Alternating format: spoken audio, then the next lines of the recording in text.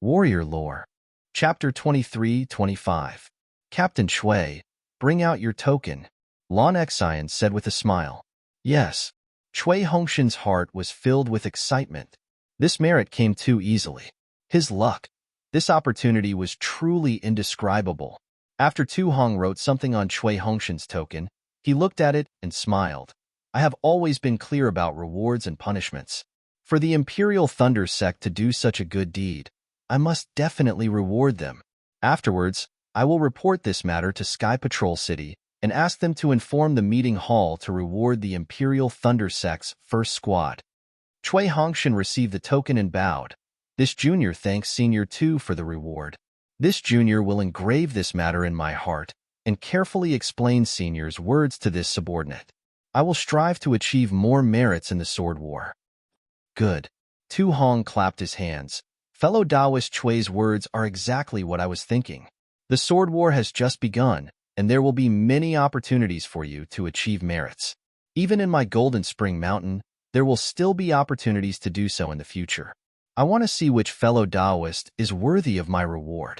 Furthermore, as fellow Taoists can see, my Golden Spring Mountain may not have much, but we have a lot of spirit stones and other items.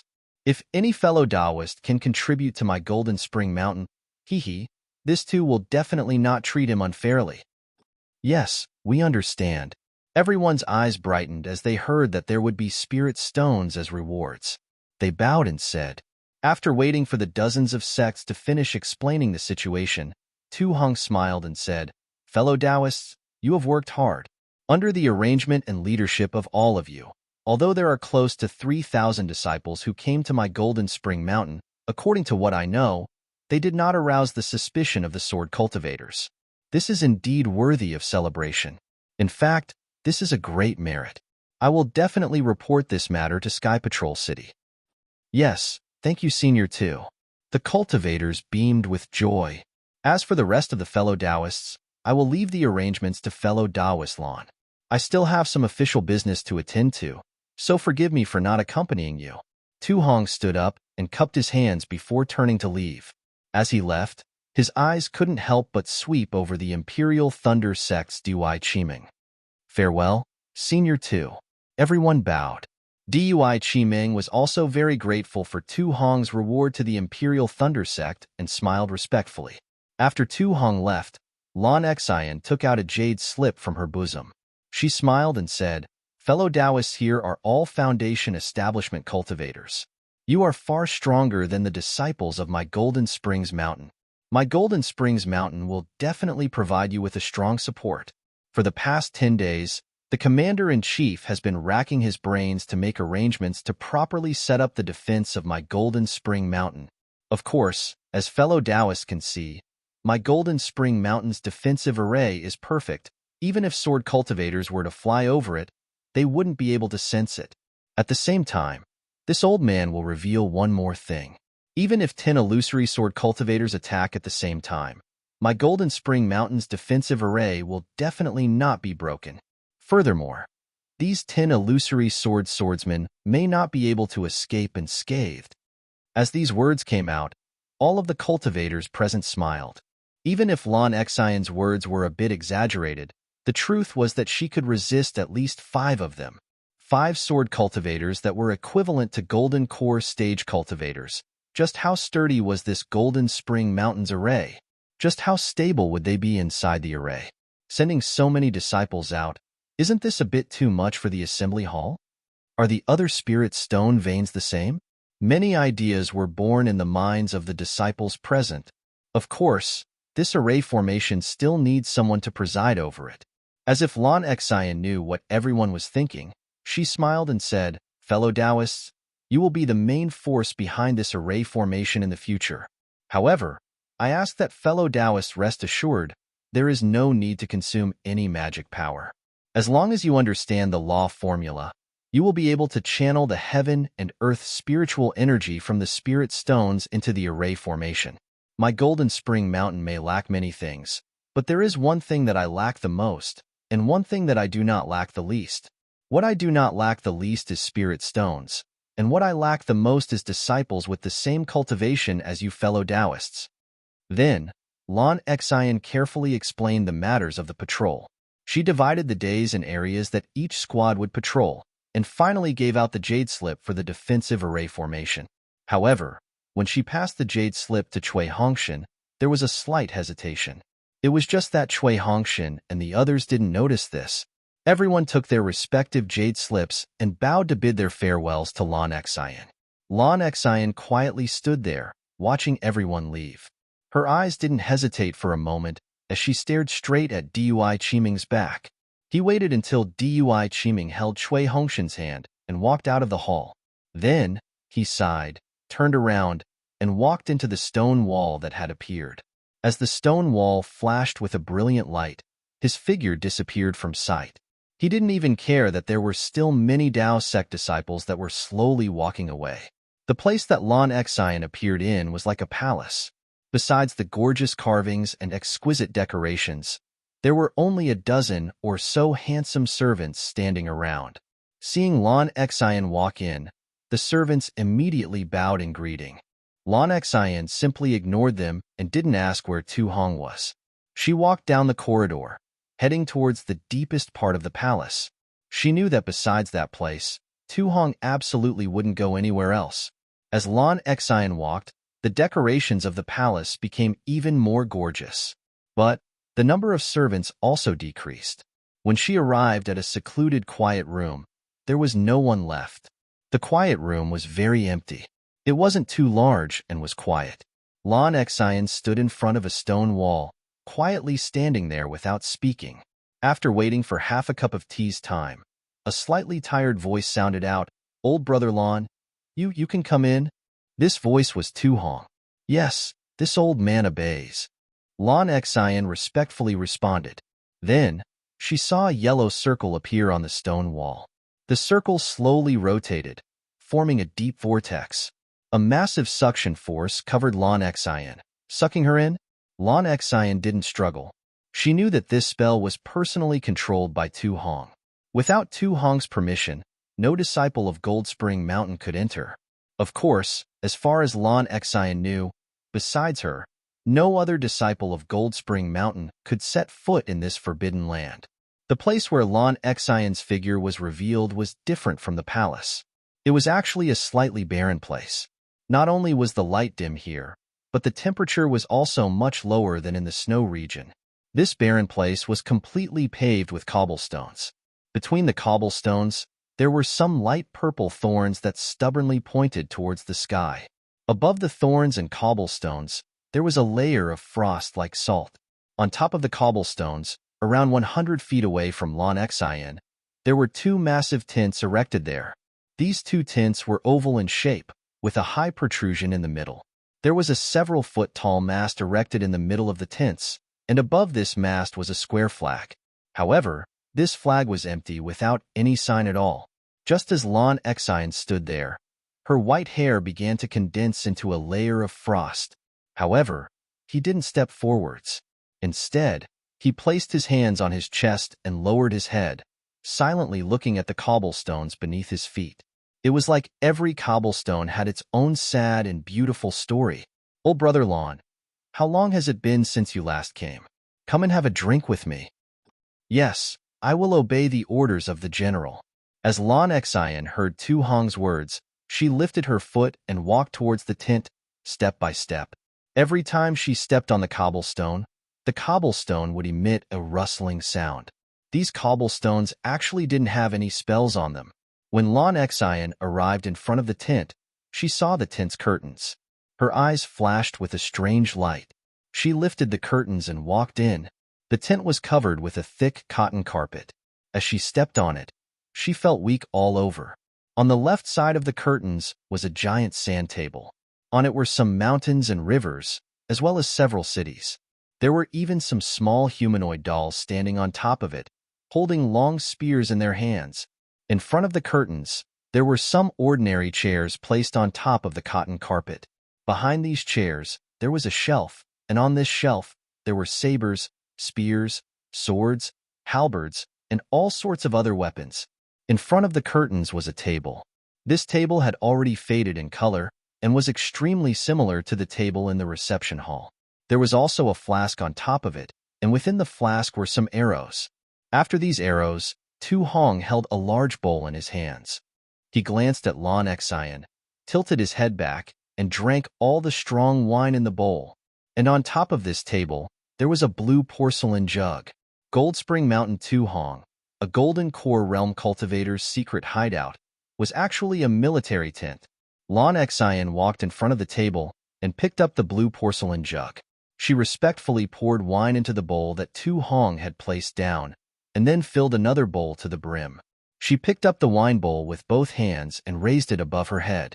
She respectfully said, "Lan Xian offers a toast to the general." "Good." Tu Hong stretched out his hand, placing his index and middle fingers on the inside of the wine bowl and his thumb on the outside. He gently lifted the wine bowl and brought it forward until it touched Lan Xian's bowl. He said, "Come, cheers." Gulp, gulp, gulp. As Tu Hong gulped down the wine, the strong liquor flowed down his long beard and actually soaked his armor. If Cui Hongshan was here, he would definitely open his eyes wide. He couldn't believe that the refined Tu Hong actually had such a bold and unrestrained side to him. "That's great." Lan Xian also drank in a single breath. Her clothes were soaked through. She sighed. "This is still a burning knife." Spicy and satisfying, the taste doesn't change at all. It's far better than any spirit wine. Since you haven't drunk in a long time, let's have 2 more cups." With a loud crash, Tu Hong slammed the wine bowl on the table and reached out to pick up the wine jug. Lan Xian didn't dare to be negligent. She quickly grabbed the wine jug and apologetically smiled. "This old man will." As she spoke, she poured out 2 more bowls of wine and accompanied Tu Hong to drink 2 more cups. Suddenly, a dark red color rose up from Lan Xian's face. "Old brother Lan, your capacity for alcohol, hee. Even though you've reached foundation establishment, you still haven't changed." Tu Hong smiled. He reached out for the wine jug and poured himself a bowl, not giving one to Lan Xian. "This old man can't compare to the general." Lan Xian smiled and said, "I don't need to use true essence to refine this strong wine. 2 bowls are enough." -8. Chapter 23-26. I'm afraid you won't be able to experience the taste of 1,000 cups without getting drunk." Tu Hong waved his hand and drank another bowl of wine. Lan Xian smiled as she watched Tu Hong drink the wine, the dark red on his face gradually fading away. After Tu Hong drank a bowl of wine, he didn't stop.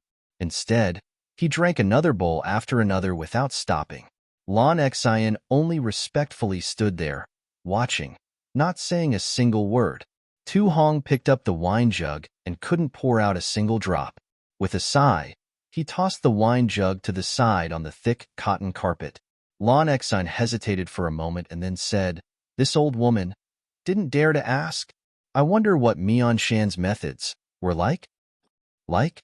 Naturally, it would shock the world. Even I found it inconceivable." Tu Hong's eyebrows shot up. He glanced at Lan Xian and then back at the empty bowl. "Oh, then, I'm afraid this old woman will have to congratulate General?" Lan Xian looked at Tu Hong's expression and tentatively cupped her hands together. "If this was before today, I would have been overjoyed to hear your congratulations," Tu Hong said as he looked at the empty wine bowl, a bit self-deprecating. "This?" Lan Xian bit her lips. She didn't know how to respond. "Come, old brother Lan, come with me." Tu Hong bitterly smiled and stood up from his chair. The chair creaked, as if it were also abnormally old. "Yes." Lan Xian's heart tightened. She quickly followed behind Tu Hong. Tu Hong stood up. After several steps, he arrived at another curtain of the tent. As Tu Hong lifted the curtain, he saw the situation of the other tent. This tent was even more desolate. Besides a bed-like object standing in the middle of the tent, there was nothing else. And on this bed was a transparent crystal coffin. And inside this crystal coffin, there was a beautiful female cultivator lying on her back. If a single Imperial Thunder Sect disciple were to come here, they would definitely cry out in amazement. This was because this beautiful female cultivator looked almost exactly the same as Dui Chimeng. As Tu Hong stepped into the tent, the anxiety in his eyes gradually faded and was replaced by a trace of gentleness. His footsteps were light, as if he was afraid of waking up the female cultivator from her sweet dreams. As Lan Xian entered the tent, she looked towards the crystal coffin. But as she saw the appearance of the female cultivator within, she frowned. She followed Tu Hong and quietly walked in front of the crystal coffin. Yu Ming, as Lan Xian saw Tu Hong standing in front of the crystal coffin without speaking, she tentatively asked. But before she could finish speaking, Tu Hong raised his hand, indicating for her to shut up. Then, he clapped his hands together and took out a small bell from his storage bag. It was very similar to Xiao Hua's soul-sucking bell. Then, Tu Hong raised his hand and lifted the lid of the crystal coffin, revealing the face of the female cultivator. There was a faint layer of frost on her charming face. She was just like an ice beauty. Dang, dang, dang, the soul-suppressing bell in Tu Hong's hand rang. The female cultivator's tightly shut eyes slowly moved, then she opened them. She slowly stood up, looked around, and jumped out of the crystal coffin in a flash. She bowed to Tu Hong and said, "Greetings, husband." Yu Ming, stand up." With a smile on his face, Tu Hong reached out and grabbed Yu Ming's hand. The coldness from Yu Ming's hand instantly penetrated his heart. "Congratulations, Lord General." Lan Xian bowed, her face full of amazement. The soul cultivator techniques of the Million Ming Mountains, they are truly, truly mysterious. This old woman really cannot imagine it. "Huh, what's there to be happy about?" Tu Hong ruefully smiled and pointed at Yu Ming. "Old brother Lan, take a look. Is there any difference between Yu Ming and the past? Or perhaps, is there any difference between us?" Lan Xian didn't know if she had seen clearly just now, but she looked again and again. She smiled and said, "Lord General, this old woman saw that Yu Ming's eyes were dull, without any emotion. She is somewhat similar to a puppet, but she is indeed Yu Ming. She is similar to the Million Ming Mountain soul cultivators. The promise is also similar." "Ha, that's right." Tu Hong nodded. He looked at Yu Ming and smiled. "When I first saw Yu Ming open her eyes from the crystal coffin, the ecstasy in my heart was incomparable. At that time, I only thought that even if I had to give the entire Gold Spring Mountain to the soul cultivators, it would still be worth it. But when I saw Yu Ming's current appearance, I couldn't help but feel disappointed. It's just that they clearly said that the dead cannot be resurrected. Although the soul cultivator's secret techniques are linked to the soul, they cannot create something out of nothing. They can only use a soul artifact to control a person's body. To put it bluntly, Yu Ming is not the Yu Ming of the past.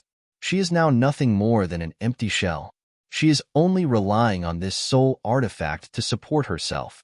As he spoke, Tu Hong shook the bell and said, "Yu Ming, help your husband bring over some strong wine."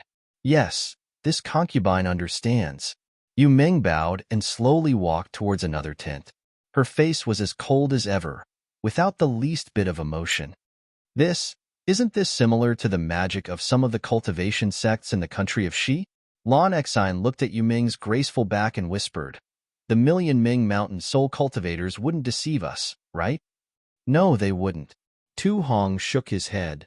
"What I'm looking for is not an ordinary soul cultivator, but someone with some background.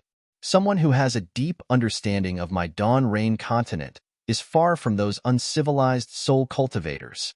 Moreover, they have clearly stated that those aristocratic families in the country of Xi are refining Yu Ming's body into a puppet. Yu Ming will listen to whoever takes the soul artifact. But at this time, Yu Ming is relying on her soul to disperse the mark in her body. She only recognizes me. Even if someone else were to take the soul artifact, it would be useless. Of course, Yu Ming has been sacrificed for many years. I used this crystal coffin to preserve her appearance. If I didn't use a soul cultivator's secret technique to refine her, she still wouldn't be able to leave this place." "Aya, that's right." Lan Xian understood. She sighed and said, "A perfectly good person is now nothing more than a puppet. Even I, an old man, am unable to calm my heart." "That's right." Before today, I also had the same thoughts. Tu Hong's eyes flashed with sorrow. I only wanted to stay by Yu Ming's side and watch her unchanging appearance slowly grow old. When the day comes that I reach the end of my life, I will accompany her to the 9 nether realms. But today, I saw the living Yu Ming. Lon Xian forced a smile. Aya, that's right. Tu Hong's eyes flashed with a thoughtful expression. When I saw that female cultivator from the Imperial Thunder sect, I was simply stupid. Wasn't this a gift from the heavens? A few days ago, the soul cultivators had just left, and now this female cultivator has delivered herself to my doorstep. Wasn't it because the heavens saw my painstaking efforts and came to help me? -8. Chapter 23-27. A million soul cultivators from Ming Mountain? Lon Xian also thoughtfully asked. At this time, Yu Ming walked in with a jug of wine in her hands. She easily placed the jug in front of Tu Hong. Oh, where's the wine bowl? Tu Hong took the jug and glanced at Yu Ming's empty right hand. I'll go get it. Yu Ming's expression didn't change. She lightly said as she turned around. No need. Go back and rest. Tu Hong's face flashed with gloom as he whispered, Yes, husband. Yu Ming complied and entered the crystal coffin again. She lay down on her back and closed her eyes. Dang dang, Tu Hong shook the bell again, and Yu Ming immediately quieted down and remained motionless. Let's go. Tu Hong closed the lid of the crystal coffin and turned to leave the tent. Lon Xian didn't dare to be negligent. She quickly followed him out. Outside the tent, it was abnormally cold. Tu Hong looked up, squinting his eyes as he looked at the pitch-black ceiling. After a long time, he tilted his head back, took a sip of the strong wine, and handed the jug to Lon Xian. Lon Xian didn't dare to refuse. She also took a small sip, but she didn't hand the jug over to Tu Hong. Tu Hong pointed a finger above his head and said, The soul cultivators have already said that if I hadn't spent a great deal of money to bid for this magic tool fragment called the icy mirror, then I would have created an icy cold space here. If I hadn't placed Yu Ming in the crystal coffin after she died, then even if they had secret soul cultivation techniques, they still wouldn't have been able to awaken her. Moreover, if they didn't have Yu Ming's soul, or if they had a soul that was extremely similar to Yu Ming's soul, then she could only move about in the crystal coffin and the icy mirror. Ah, a soul that is similar to Yu Ming's soul. General is saying. Lon Xian cried out in surprise. Tu Hong didn't even look at Lon Xian. He lifted his hand and took the jug of wine from Lon Xian's hand. He took a long drink and laughed. Yes, it is that female cultivator from the Imperial Thunder sect. Although I don't know if her soul is similar to Yu Ming's, since they have the same appearance, it is extremely likely that their souls are similar. How could I possibly give up such an excellent opportunity? This old man understands. Lon Xian nodded. When I assign tasks, I already switched the Imperial Thunder sect's positions and transferred them to the most core area. General, find an opportunity to capture Imperial Thunder sect's Deity Qimeng. Sigh, what a pity. If it were that simple, why would I hesitate? Tu Hong smiled bitterly. Lon Xian thought for a moment and smiled. Are there any other taboos? Yes, there are a few taboos. Tu Hong nodded. First of all, the soul cultivator told me that the soul must be in perfect condition and must not be damaged in any way. Secondly, the owner of the soul must be willing, otherwise the soul won't be pure. If it carries the owner's imprint, it will break Yu Ming's imprint. If Yu Ming can no longer be resurrected, even if she changes her body, she will still be Deity Qimeng. Io, this is troublesome. Lon Xian shook her head. This Deity Qimeng seems to be a couple with their captain, Cui Hongshan. He's just an early-stage foundation establishment brat. He's nothing. Tu Hong sneered. This too knows that this time I have completed the city lord's plan. How could he not grant this small wish of mine? Won't the Yinshi prefecture grant the wish of a Jindan stage cultivator from the Sentry City? Do you want this old man to? Lon Xian whispered. No need. Tu Hong arched an eyebrow and proudly said, It would be easy for this two to kill that bastard, but this two disdains it. Besides, if Cui Hongshan dies in Golden Spring Mountain, others won't say anything. But when this too asks the city lord for DUI chiming in the future, wouldn't those people be able to use it against me? If those self-righteous fools from the Yinshi prefecture investigate this matter, then it will become an obstacle. This old man understands. Lan Xian nodded, but then asked, then I, Golden Spring Mountain, won't protect Chui Hongshan? Won't I let him die here? This too won't do it. Old brother Lan won't do it, and even my Golden Spring Mountain disciples won't do it.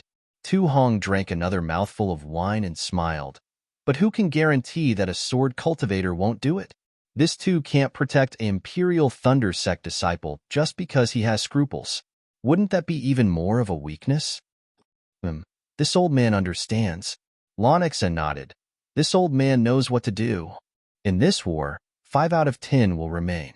If the Imperial Thunder Sect disciples are lucky, then they will survive. If they aren't, then let them die. Tu Hong picked up the wine jug and slowly walked back into the tent. In Lan Xian's eyes, his back was increasingly lonely. Lan Xian sighed.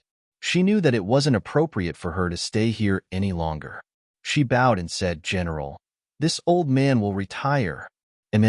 Go. Tu Hong waved his hand. Arrange everything well. Perhaps that sword cultivator will come in a few days. Yes. Lan Xian turned and walked towards the stone wall. A powerful vortex sucked her in, and she disappeared from sight. What? There are actually so many top-grade spirit stone crystal pillars in the reception hall? Xiao Hua had been called out from Chui Hongshan's seclusion room and was very unhappy in his heart. But when he heard that Golden Spring Mountain's top-grade spirit stones were used in such a manner, his eyes began to shine. He smacked his lips and said, Isn't this too much of a waste of heaven's gifts? Looking at Xiao Hua's appearance, Chui Hongshan gave birth to a trace of contempt. Damn it, it's a good thing that I didn't let this bastard go, otherwise, I'm afraid he would have thrown himself onto those spirit stone crystal pillars and used his teeth to bite off a piece of the top-grade spirit stone. A wandering cultivator, no matter how high their cultivation is, they are still different from my cultivation family's upbringing. No matter how high Xiao Hua's cultivation is, compared to Senior Tu Hong, the difference is like clouds and mud. Junior apprentice brother Xiao, Golden Spring Mountain's crystal pillars are array formations. They are used for defense. Zhen Minghui chuckled as he explained. He naturally understood Xiao Hua's shock. Wasn't he also dumbfounded at that time? Also, what that disciple of Golden Spring Mountain said was correct. Golden Spring Mountain may lack anything, but they will never lack spirit stones. That's great. We came to the right place. Xiao Hua rubbed his fingers together, as if he were already holding some top-grade spirit stones in his hands. Immediately after, Chui Hongshan said a few more things, but Xiao Hua didn't listen in his heart. His mind was filled with the shiny spirit stones. Xiao Hua, Chui Hongshan shouted. What's the matter? Xiao Hua obviously didn't hear what Chui Hongshan said. He was slightly stunned. Chui Hongshan was happy in his heart. He didn't care about Xiao Hua's expression and said, Golden Spring Mountain Senior Tu Hong gave my Imperial Thunder Sect a great merit the moment we met. This Chui knows that this is all thanks to you. Now, this Chui wants to discuss with you. Should this Chui directly record your merit in the captain token? Or should this merit be recorded on my first squad's disciples? Chui Hongshan mentioning this matter in front of everyone was quite thought-provoking. It could be said that he was frank and sincere, but it could also be said that he had ulterior motives. However, Xiao Hua was too lazy to think about what he was thinking. He waved his hand and said with a smile, Naturally, it's everyone's merit.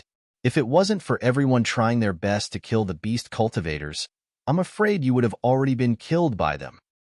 Junior Marshal Brother Xiao.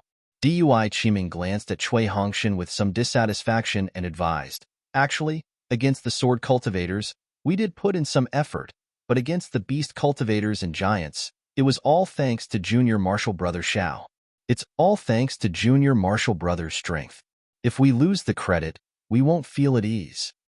Merit or storage pouch, which is more important? Xiao Hua pursed his lips and extended his hand. Senior Marshal Sister Dui, feel free to ask for the merit. Just give the items to Junior Marshal Brother. Junior martial brother doesn't know. Dui Chiming was anxious. After the Sword Dao battle, we will return to the Imperial Thunder Sect and be rewarded according to our merit. Isn't this merit good stuff? In. Xiao Hua nodded. When the time comes, just give the good stuff to Xiao Hua. All right. Dui Chiming sized up Xiao Hua with her beautiful eyes. She really didn't understand why Xiao Hua didn't like to be famous. If she had Xiao Hua's cultivation, she would have already made a name for herself in the Sword Dao tournament. By the time she returned to the Imperial Thunder Sect's Dui Lei Palace, wouldn't she be able to get whatever cultivation method and spirit pill she wanted? Maybe everyone has their own ambitions. Dui Chiming could only think like this. After that, Cui Hongshan took out Quan Jinshan's jade slip and told them the area that the Imperial Thunder Sect's first squad had to guard, as well as the location of the supporting array. He then made 10 copies of the jade slip and gave each of them a copy. The Imperial Thunder Sect was responsible for a very large area. If 10 people patrolled together, they wouldn't be able to take care of the entire area. Cui Hongshan complained about Quan Jinshan's irresponsible arrangement and divided the 10 people into 5 groups. 2 people in a group and divided the area they would be patrolling. It was unknown whether it was intentional or not, but Ming Mao and Xiao Hua were in the same group. Xiao Hua didn't care, but Dui Ling, who was in the same group as Jin Minghui, was already pouting. Let's go. Cui Hongshan acted as if he didn't see it and waved his hand. Today is our first shift. Let's first familiarize ourselves with the environment and set an example for the others. After all, if we were rewarded the moment we arrived, the others will definitely be jealous. Yes, we understand.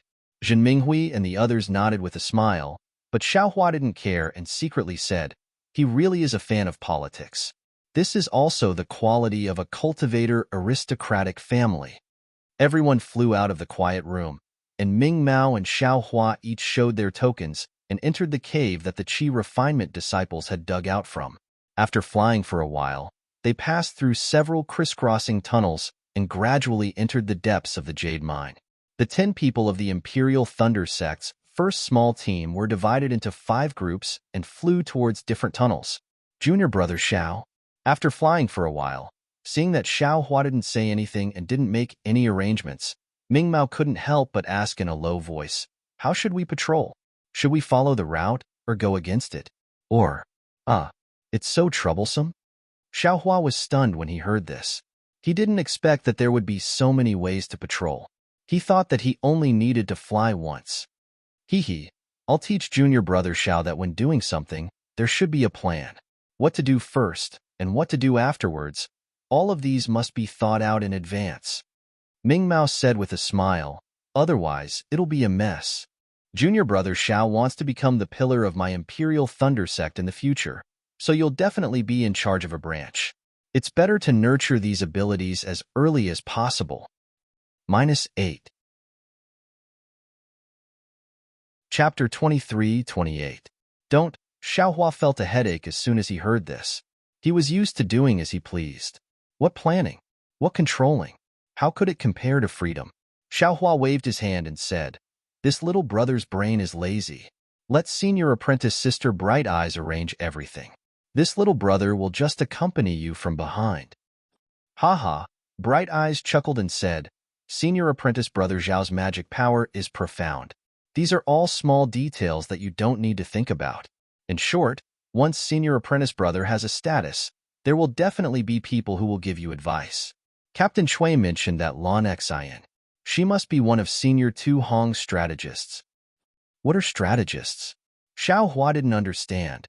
For golden core stage cultivators like senior Tu Hong, or even nascent soul stage cultivators, they only care about their cultivation base and are too lazy to divert their attention to the affairs of Golden Spring Mountain. Therefore, there are some cultivators who are good at handling these affairs who come out to help and give advice to senior Tu Hong. These are the so-called strategists. Bright Eyes patiently explained, oh, so that's how it is. Xiao Hua nodded. He understood that there were some cultivators who didn't have much of a future in terms of cultivation, so they attached themselves to high-level cultivators in order to find a way to improve themselves. Thinking of this, Xiao Hua inexplicably thought of the Immortal Beauty School. Senior apprentice brother Xiao is really smart. Just a hint and you understand. Bright Eyes smiled and flattered.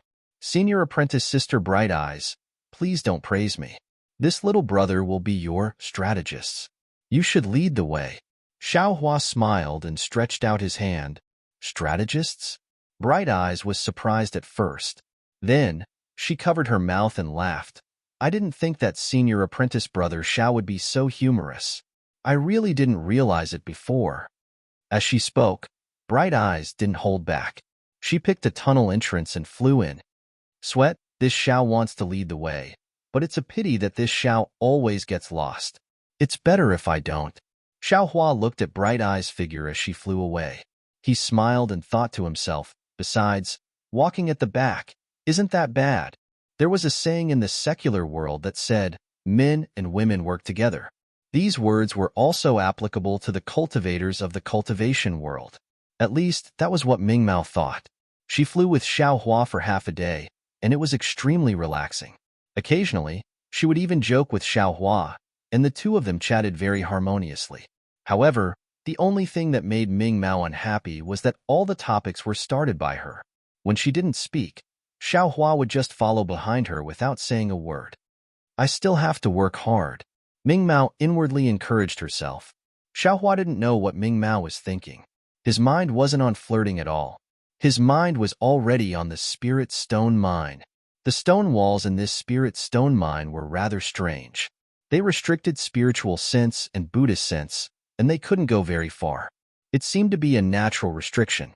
Although Xiaohua tried his best to release his Buddhist sense, he could only see about 100 feet away. Therefore, although he and Mingmao flew through a few tunnels and saw a few caves, they didn't discover anything. This caused Xiaohua to be displeased. Xiaohua rolled his eyes and said in a low voice, Senior Sister Bright Eyes, didn't you notice anything strange? Oh? Hearing Xiaohua's sudden question, Mingmao was secretly happy. She hurriedly asked, Junior Brother Xiao, did you notice anything? Senior Sister Bright Eyes, don't you feel strange? Xiaohua's eyes darted around as he looked at the spacious tunnel and said, This is the interior of the Golden Spring Mountain's spirit stone vein. It must be bustling with noise and excitement. Not to mention the disciples mining the spirit stones. There must be many disciples patrolling the area. Why haven't we seen any disciples of Jinquan Mountain after flying for so long? Mingmao didn't think so much. Her thoughts were the same as Xiaohua's, and they weren't on patrol. I guess this isn't the center of the spirit stone mine. Mingmao thought for a moment and said with a smile, We are only here to help. Jinquan Mountain won't let us see the center of the spirit stone mine. It's good enough that they let us patrol without worry. They still want us to contribute to the defensive array, right? Senior Sister Bright Eyes is right. Xiaohua nodded, but I'm still worried. How about this? Senior Sister will patrol according to the plan that we discussed earlier. I'll go take a look, see if there's anything wrong. Saying that, Xiaohua's figure flashed and quickly rushed towards a cave on the left. His figure quickly disappeared into the cave. Junior Brother Xiao. Mingmao was shocked. She stretched out her hand and shouted, This is an important place of Jinquan Mountain. How can we? But how could Xiaohua hear her words? He had already flown away. Why is this fellow so reckless? No wonder Captain Shui was dissatisfied with him. Mingmao muttered. She looked at the place where Xiaohua disappeared with some reluctance. Then, she felt an ominous feeling in her heart. Could it be that he didn't want to stay with me? That's why he found an excuse to escape. My appearance isn't any worse than Shue's. It's just that my master isn't as powerful as her master. My Dui Lei Palace is just slightly worse than Sunlei Palace. No, I can't miss this good opportunity. Senior Sister Dui said it right. Opportunities are meant to be grasped by people. Otherwise, it wouldn't be an opportunity. In any case, Shui and he haven't undergone the dual cultivation ceremony yet. I still have a chance. Even if they dual cultivate, what can they do? For a cultivator with an outstanding cultivation like Xiaohua, what's so strange about having a few more dual cultivation partners? If I don't take advantage of the fact that Xiaohua hasn't revealed his strength, I won't be able to regret it in the future when Xiaohua is targeted by many female cultivators. thinking about how domineering Heavenly Thunder Palace is. No matter how shy this fellow is, I will still capture him. Xiao Hua didn't expect that he had already become Ming Mao's target. After he flew into the cave, he first used his divine sense to make a mark on the side. Then, he immediately put on his camouflage robe and used a concealment technique. He followed the cave and flew underground. However, after flying for nearly the time it took to eat a meal, Xiao Hua arrived at an even more remote place. He saw that this place was very messy. The ground was filled with stone fragments of various sizes. Occasionally, there were small pieces of spirit stone fragments on top of the stone fragments. Haha, I'm afraid I'm close to the spirit stone mine. Xiao Hua's eyes lit up. He didn't have time to think about why this place wasn't cleaned up. His gaze swept across the place, and he flew towards an opening at the end of the cave. There wasn't anyone guarding that opening. When Xiao Hua flew into the cave, he couldn't help but be shocked. He saw that this was a square space that was 100 zhang long and several tens of zhang deep. The cave entrance was right above this space. This space was completely empty. There was nothing inside. Xiao Hua was very bored. He let out a soft sigh. That woo-woo sound reverberated in the entire space. It was as if Xiao Hua was sobbing in his heart. Damn it! Xiao Hua's divine sense swept over and he cursed. This is definitely an abandoned mine that has already been mined. Without waiting for this sound to finish reverberating in the space, Xiao Hua immediately turned around and went back to search again. However, Xiao Hua's luck didn't seem to be good today. It wasn't suitable for him to make a fortune. He searched for a while more. When Ming Mao's patrol was about done, he had no choice but to go back. He found 2 more empty and abandoned mining sites. Are you kidding me? Xiao Hua was depressed. When had great Taoist Xiao, who was known as "thieves don't leave empty-handed," ever been humiliated like this? No, Xiao Hua thought. Today is my first patrol. Quan Jinshan might not care. Furthermore, there might be disciples from other sects who have the same plan as this young master. Their cultivation is not good enough. They might be discovered by Tu Hong. This way, there might not be any opportunities in the future. Today, this young master must get to the bottom of this. That's right. In the entire Quan Jinshan, the one with the highest cultivation was Tu Hong, an early-stage golden core cultivator. This kind of cultivator, in Xiao Hua's eyes, had no pressure at all. Wasn't the entire Quan Jinshan waiting for Xiao Hua to bring disaster to it? Thinking, Xiao Hua formed a hand seal and entered the ground. He opened his left hand and opened his delusion breaker Dharma eye. He carefully searched for the location of the spirit stone mine. It was a pity. Although the Dharma eye was powerful, Xiao Hua couldn't see far. It was no different from his divine sense. Just as Xiao Hua was about to close his transcendence eye, a dozen or so huge earthen yellow pillars suddenly appeared several feet in front of him.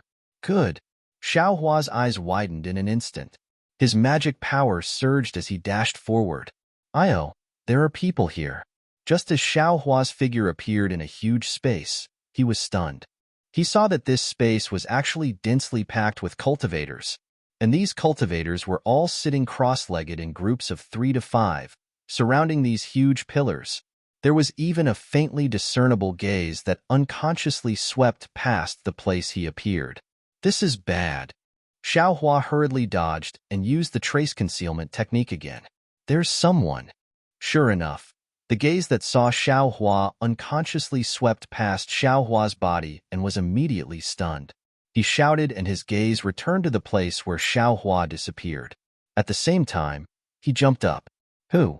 Hearing the strange movement of that cultivator, the nearby cultivators all opened their eyes and looked towards the sky. Beside the cultivator, a middle-stage foundation establishment cultivator also jumped up and swept his divine sense over there. However, Xiao Hua disappeared without a trace. It was as if he had never appeared. The cultivator's divine sense swept for a moment, but did not find any trace of him. Suhu, what did you see? That cultivator frowned and glared at the cultivator who jumped up first and asked. This subordinate seems to have seen a figure appear. Suhu gritted his teeth. He himself was also not sure. You saw it? That cultivator looked up and down, half believing and half doubting. What did he look like? What was he wearing? This? Suhu smiled bitterly. He originally saw it unconsciously, and Xiaohua disappeared in an instant.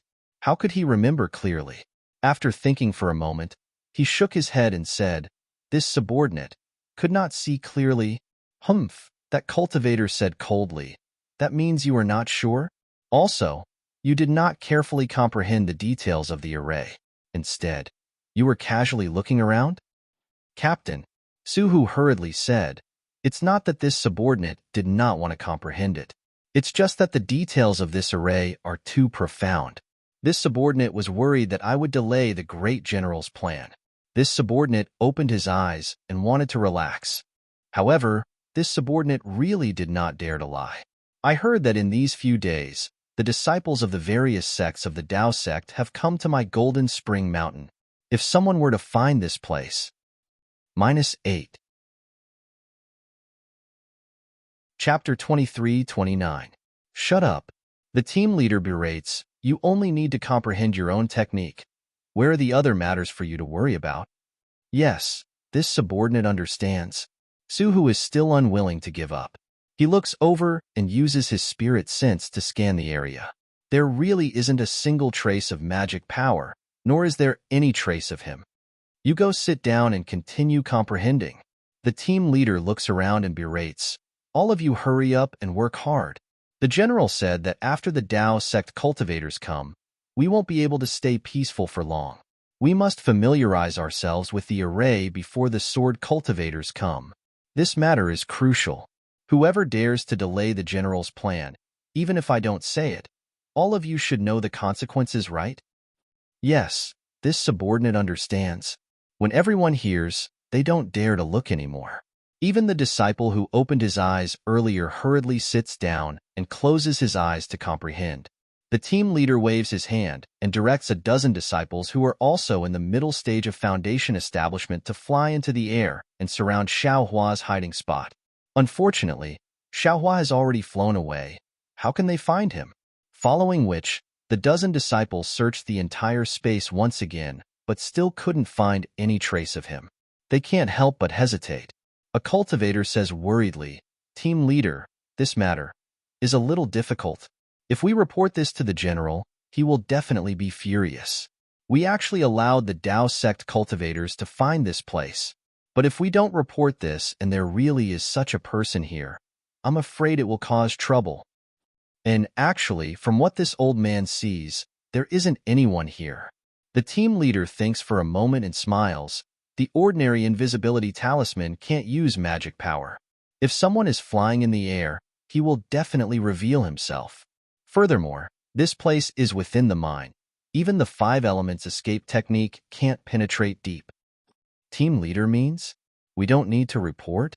Of course we need to report. The team leader smiles. If we don't report, how will the general know of our hard work? How will he know that our vigilance is high? Yes, this subordinate understands. The disciple suddenly realizes, this subordinate will go over now. You stay here and comprehend. This old man will personally go over. Yes. The disciple's eyes reveal a trace of disappointment. He follows the other dozen people to their seats and sits down while the team leader flies out. After Xiaohua concealed his tracks, he directly walked over the heads of these Jin Quan mountain disciples. These middle-stage foundation establishment disciples didn't notice at all. I'm overjoyed. Xiaohua was still remorseful as he flew. Needless to say, this must be the top-grade spirit stone crystal pillar that Zhang Minghui was talking about. That Golden Spring Mountain disciple was right. Other than the array formation in the guest hall, there should be 9 more in the other places. This is one of them. I was wondering where all the patrolling disciples of Golden Spring Mountain had gone to. So they were all hiding within the array. Tu Hong's plan is really well thought out. He wants the disciples of Jin Shanquan to control the main part of the array and the Tao sect disciples to control the unimportant parts. He wants my Tao sect disciples to work for him. That's why I'm looking for spirit stone veins. I can't waste my magic power for nothing. Xiaohua knew that the disciples in the formation would definitely search for it, and they would definitely report it to Tu Hong. Therefore, he didn't dare to be negligent and continued to search along the tunnel. When he found an abandoned mine next to the array formation, Xiao Hua scratched his head. Fuck, are you kidding me?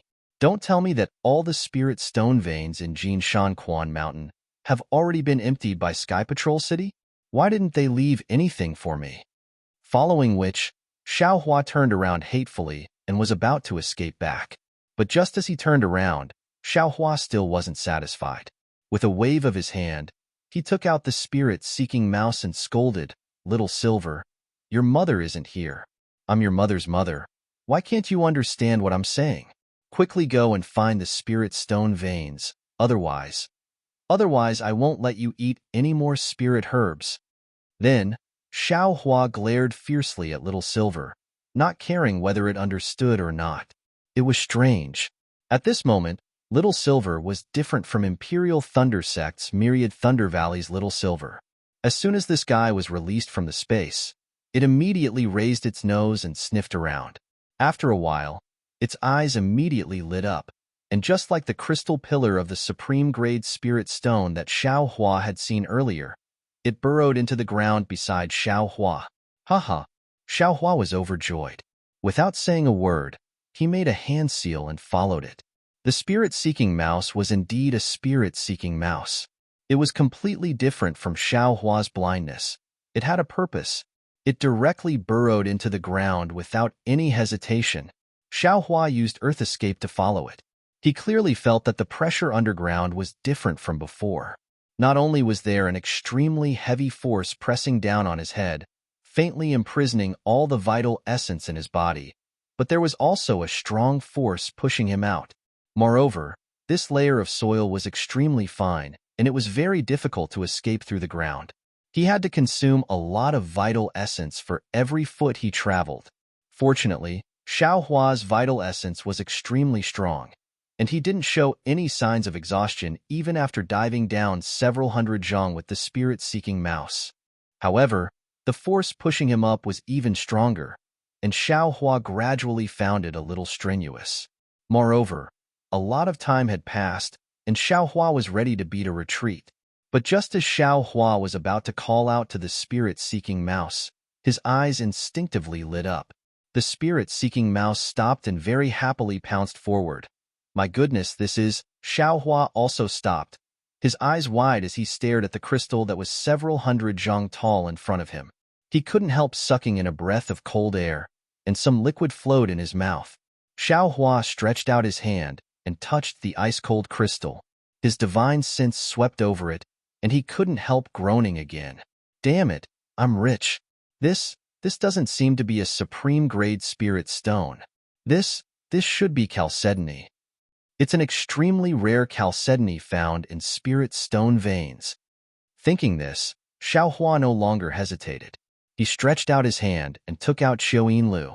Gathering all the strength in his body, he stabbed at the chalcedony spike. With a muffled clang, the sharp demonic weapon, coupled with his incomparable strength, actually pierced a small part of Xiao Hua's Qiuyin Lu into the spike. I'm a little too excited. Xiao Hua used all his strength to pry open the Qiuyin Lu, but the chalcedony didn't budge at all. Xiao Hua couldn't help but smile bitterly. As long as he used all his strength to pull the Qiuyin Lu out, he would use less strength. Then, Xiao Hua would pry left and right, prying out several pieces of chalcedony in succession. After putting the chalcedony into his space, Xiao Hua didn't dare to stop. With a wave of his hand, he put Little Silver, who was pouncing on the chalcedony, into his space. Completely ignoring the hidden bitterness in Little Silver's eyes, he immediately rushed back to the surface. When Xiao Hua returned to the tunnel following the divine sense mark, he saw a pair of anxious bright eyes looking around. -8. Chapter 23:30. Oh, what's wrong? Xiao Hua turned around the cave and asked with a smile. Xiao Hua, where did you go? Seeing Xiao Hua appear, Ming Mao was pleasantly surprised. She immediately pounced over, hurriedly and naturally holding Xiao Hua's hand as she said anxiously, I didn't go anywhere.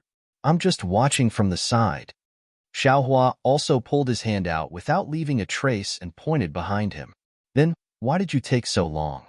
Captain Shui's communication talisman has been here for a long time, urging us to hurry back. Ming Mao reproached. Her voice seemed to be bitter, moreover. Your communication talisman can't be sent out. How can this concubine not be anxious? Oh, my communication talisman can't be sent out? Xiao Hua was slightly stunned, but fortunately, the communication talisman can't be sent out. Otherwise, if he was in the array, wouldn't he be exposed? That's right. Where did you go? Ming Mao rebuked. Xiao Hua shrugged and smiled. This little brother is indeed nearby. The reason why the communication talisman can't be sent out is because this is a spirit stone mine, right? What does this have to do with a spirit stone mine? Ming Mao asked curiously. Let's hurry up and leave. Xiao Hua smiled and flew up. Didn't senior sister say that Cui Hongshan sent a communication talisman? Hee, Cui Hongshan is your senior brother. Why are you still calling him that? Ming Mao asked with a smile. Xiao Hua's brows twitched, but he didn't reply. Ming Mao blinked her eyes, knowing that Xiao Hua wasn't willing to talk about it, so she didn't ask anymore. The two of them flew back from their patrol area. Just as they flew back to their resting area, they saw that in front of the quiet room, there were disciples from various sects standing there with displeasure on their faces. What took you so long? Cui Hongshan reproached again.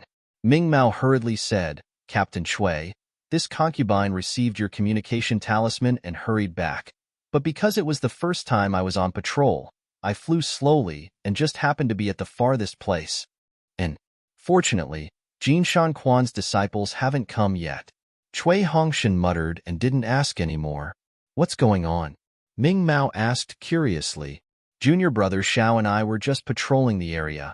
According to the disciple of Golden Spring Mountain, he vaguely mentioned that there seems to be a problem with one of the patrolling guards in Lian country. Cui Hongshan frowned slightly. Xiao Hua rolled his eyes. The place he went to was really far away from the place where the Imperial Thunder sect was patrolling. As for where he went, he really didn't know.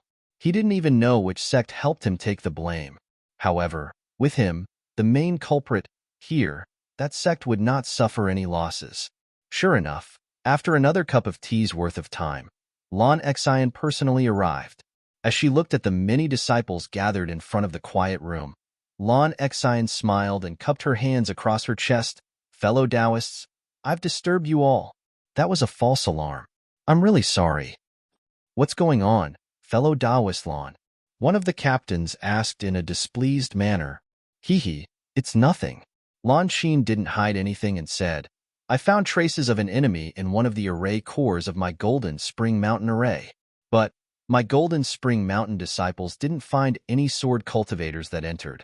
So this old man thought that it might have been a fellow Taoist that came as reinforcements that mistakenly entered the array core. Of course, the fellow Taoists from Lian country's variant B sect were also patrolling at that time. The disciples of the other nearby sects also didn't go to the array core.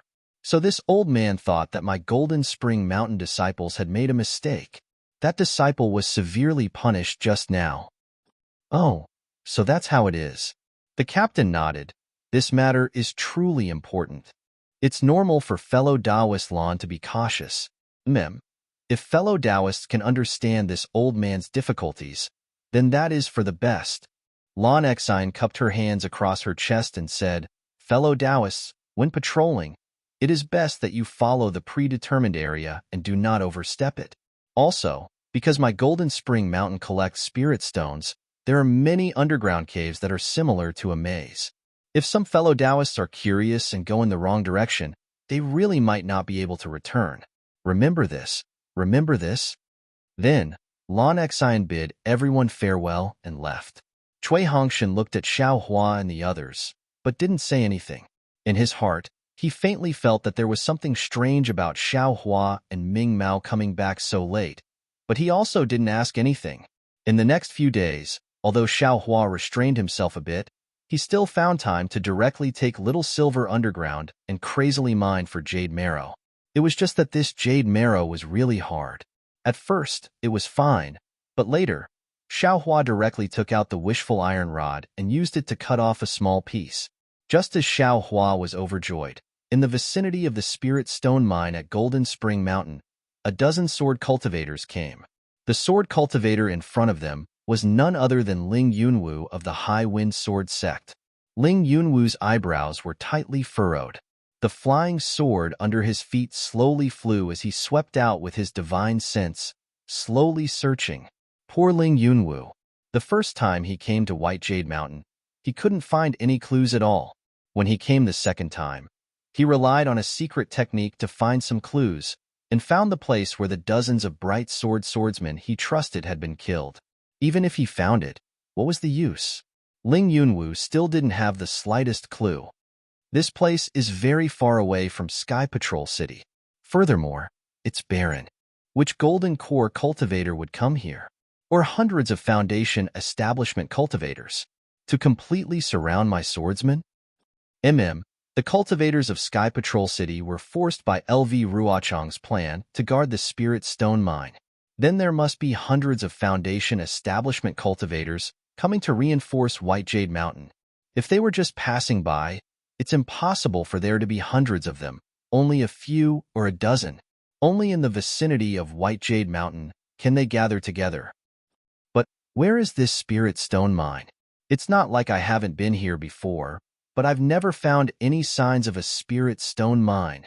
Ling Yunwu was really going crazy.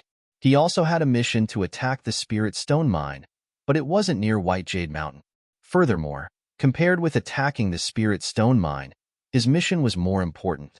That was Dark Silk Wood, which LV Ruochang had obtained by chance in Million Mountain Ming. Now that he needed it, where was he going to find another piece? Moreover, there was also the sword pouch, which was also a very precious thing. He had lost it just like that. He felt ashamed just thinking about it. He was really too careless. After flying for half a day, Ling Yunwu arrived at the mountain range of Spring Gold Mountain. Ling Yunwu sighed and landed on the mountain range. The disciples scattered around him also flew over. Everyone's face was full of embarrassment. Obviously, they didn't find anything. Senior Brother Ling, a disciple who was also an illusory sword cultivator, said softly, "Those Foundation establishment cultivators, I'm afraid they've already returned to Sky Patrol City? The possibility of success is extremely small if we search inch by inch." Sigh, that's strange. Ling Yunwu sat on a huge rock in the mountain range and smiled bitterly. LV Ruochang sent a flying sword message saying that she couldn't find the sword pouch's trace even with her secret technique. That sword pouch was either imprisoned by a powerful magic power, or it was too far away from the sword region. Maybe I've guessed wrong? Is there really a late-stage golden core or nascent soul cultivator? A nascent soul cultivator wouldn't attack a drawing sword disciple, right? At most, it would be a golden core cultivator. The disciple said softly. Sigh, maybe. Ling Yunwu didn't comment. The most important thing now is to find the black silk wood. Otherwise, the beast cultivator senior's life will be lost. I won't have the face to see anyone. I've been here before, but I haven't seen any spirit stone veins. The disciple looked at the endless pine trees and shook his head. Humph, we can't find it, but it doesn't mean it's not here.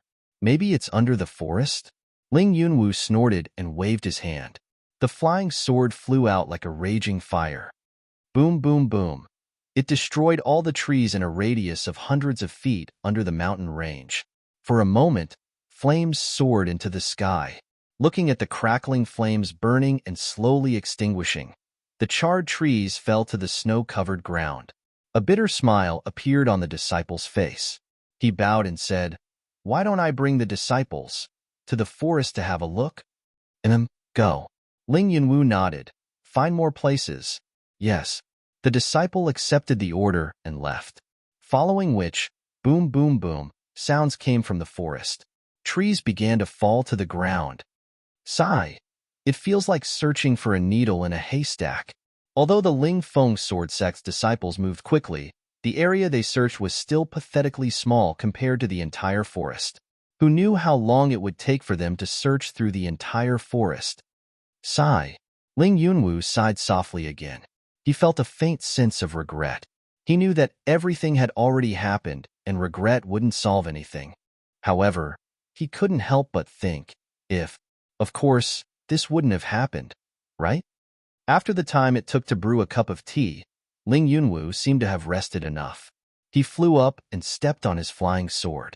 He charged into the sky and flew towards the other side of the Golden Spring Mountain.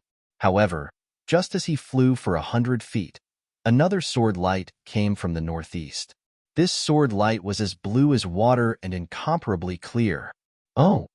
When Ling Yunwu saw this sword light, a smile appeared on his face. He covered up all the dejection he felt earlier.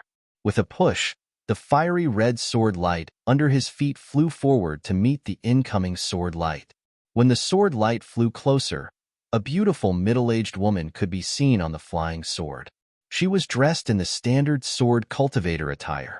She had big eyes, a towering chest, and snow-white skin that was very eye-catching. "Husband!" the female swordsman shouted when she saw Ling Yunwu. "Oh, Wanner, why aren't you on duty in Sword's Gate? What are you doing here?" Ling Yunwu smiled and stretched out his hand as if he was going to catch the female swordsman. This female swordsman was Ling Yunwu's wife, Yuan. Yuan's face was full of smiles. Before she flew to Ling Yunwu's side, she couldn't wait to take out a sword scroll and shouted, "Husband, I have good news to tell you." -8. Chapter 23:31. Oh, what good news? Ling Yunwu raised his other hand and took the sword scroll that Yuan handed over. However, that hand held Yuan's soft hand. Husband will know once you take a look. Yuan was actually a little out of breath, and her face was even a little red. It was really a symptom of forcefully activating the sword origin and flying on the sword. Ling Yunwu's heart ached, but he was not in a hurry to check the sword scroll. He said with pity, "If there's any news, can't you just send a flying sword message? Why do you have to come here yourself? Not to mention the sword origin, this journey will not be safe. If we meet a cultivator from the Dao sect, your husband..." Husband, just take a look first." Yuan did not wait for him to finish and laughed. "How can a flying sword message be safer and more convenient than me coming here myself? Besides, I'm also worried about you. If I don't come and see for myself, how can I be at ease?" Hearing Yuan's words, Ling Yunwu felt sweet in his heart. He released his spirit sense to check the sword scroll. "This is an image." Yuan smiled as she reminded him, but her eyes revealed a trace of mischief. Wan'er, how old are you? You're still so naughty." Ling Yunwu smiled bitterly, and the gloominess in his heart faded a lot. When he activated the sword origin, he saw a blurry image appear from the sword scroll. It was a thin and tall Dao sect cultivator wearing the attire of the Imperial Thunder sect. He quickly flew over, and before he could see the cultivator's appearance clearly, the image turned black again. A trace of surprise flashed across Ling Yunwu's eyes, and then he looked at Yuan in surprise. "This is the image left behind by Old Seven and the others?" "Yes, not all of them," Yuan said with a smile. "They were killed in a hurry. So how could they have the time to leave behind an image? This image was obtained by me, using a secret technique." Wan'er. Ling Yunwu's heart ached. He reached out and pulled Yuan into his embrace. He said in a low voice, "It's all my fault. My negligence not only affected my sword cultivation plan, but also caused your cultivation to be greatly damaged." It's nothing." Yuan forced a smile like a blue flower and comforted Ling Yunwu. "To be able to do something for my husband, I'm willing to pay any price. Wan'er is really my good wife." Ling Yunwu increased the strength in his hands, as if he wanted to embed Yuan into his body. Yuan gritted her teeth as if she was in pain, but she didn't say anything. The two of them hugged each other for a moment before Yuan said in a low voice, "Husband, we're already an old married couple. Don't be so intimate. If the disciples see this, I'm afraid it won't be good." "You are my wife. Who dares to say anything?" Ling Yunwu snorted. But, looking at the sword cultivator disciples who were patrolling the forest at the top of Jinquan Mountain, he still loosened his grip and pulled her hand to fly towards those disciples. "Husband, this image, this concubine has also seen it." Yuan looked at Ling Yunwu and said worriedly, "This golden core cultivator from the Imperial Thunder sect is very powerful. What he used should be the Thunder Control sect's lightning evasion technique. According to the legends, This was the fastest flying technique in the Daybreak continent.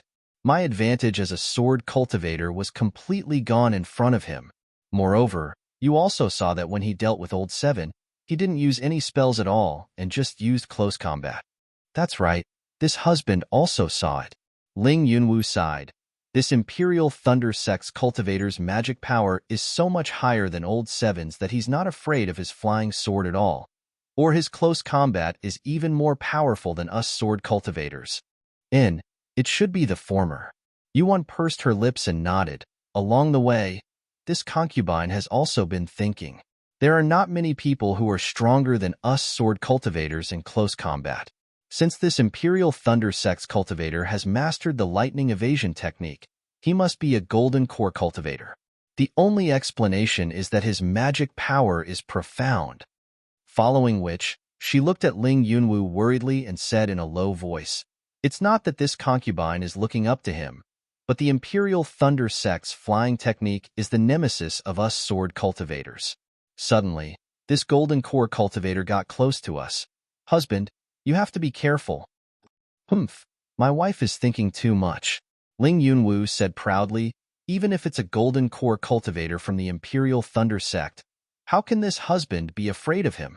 Although he can fly faster than this husband, once he gets close to us, how can he be a match for this husband? You have to know the difference between a bright sword swordsman and an illusory sword swordsman." Hearing Ling Yunwu's words, as expected, Yuan sighed in her heart. However, she smiled and said, "This concubine naturally knows.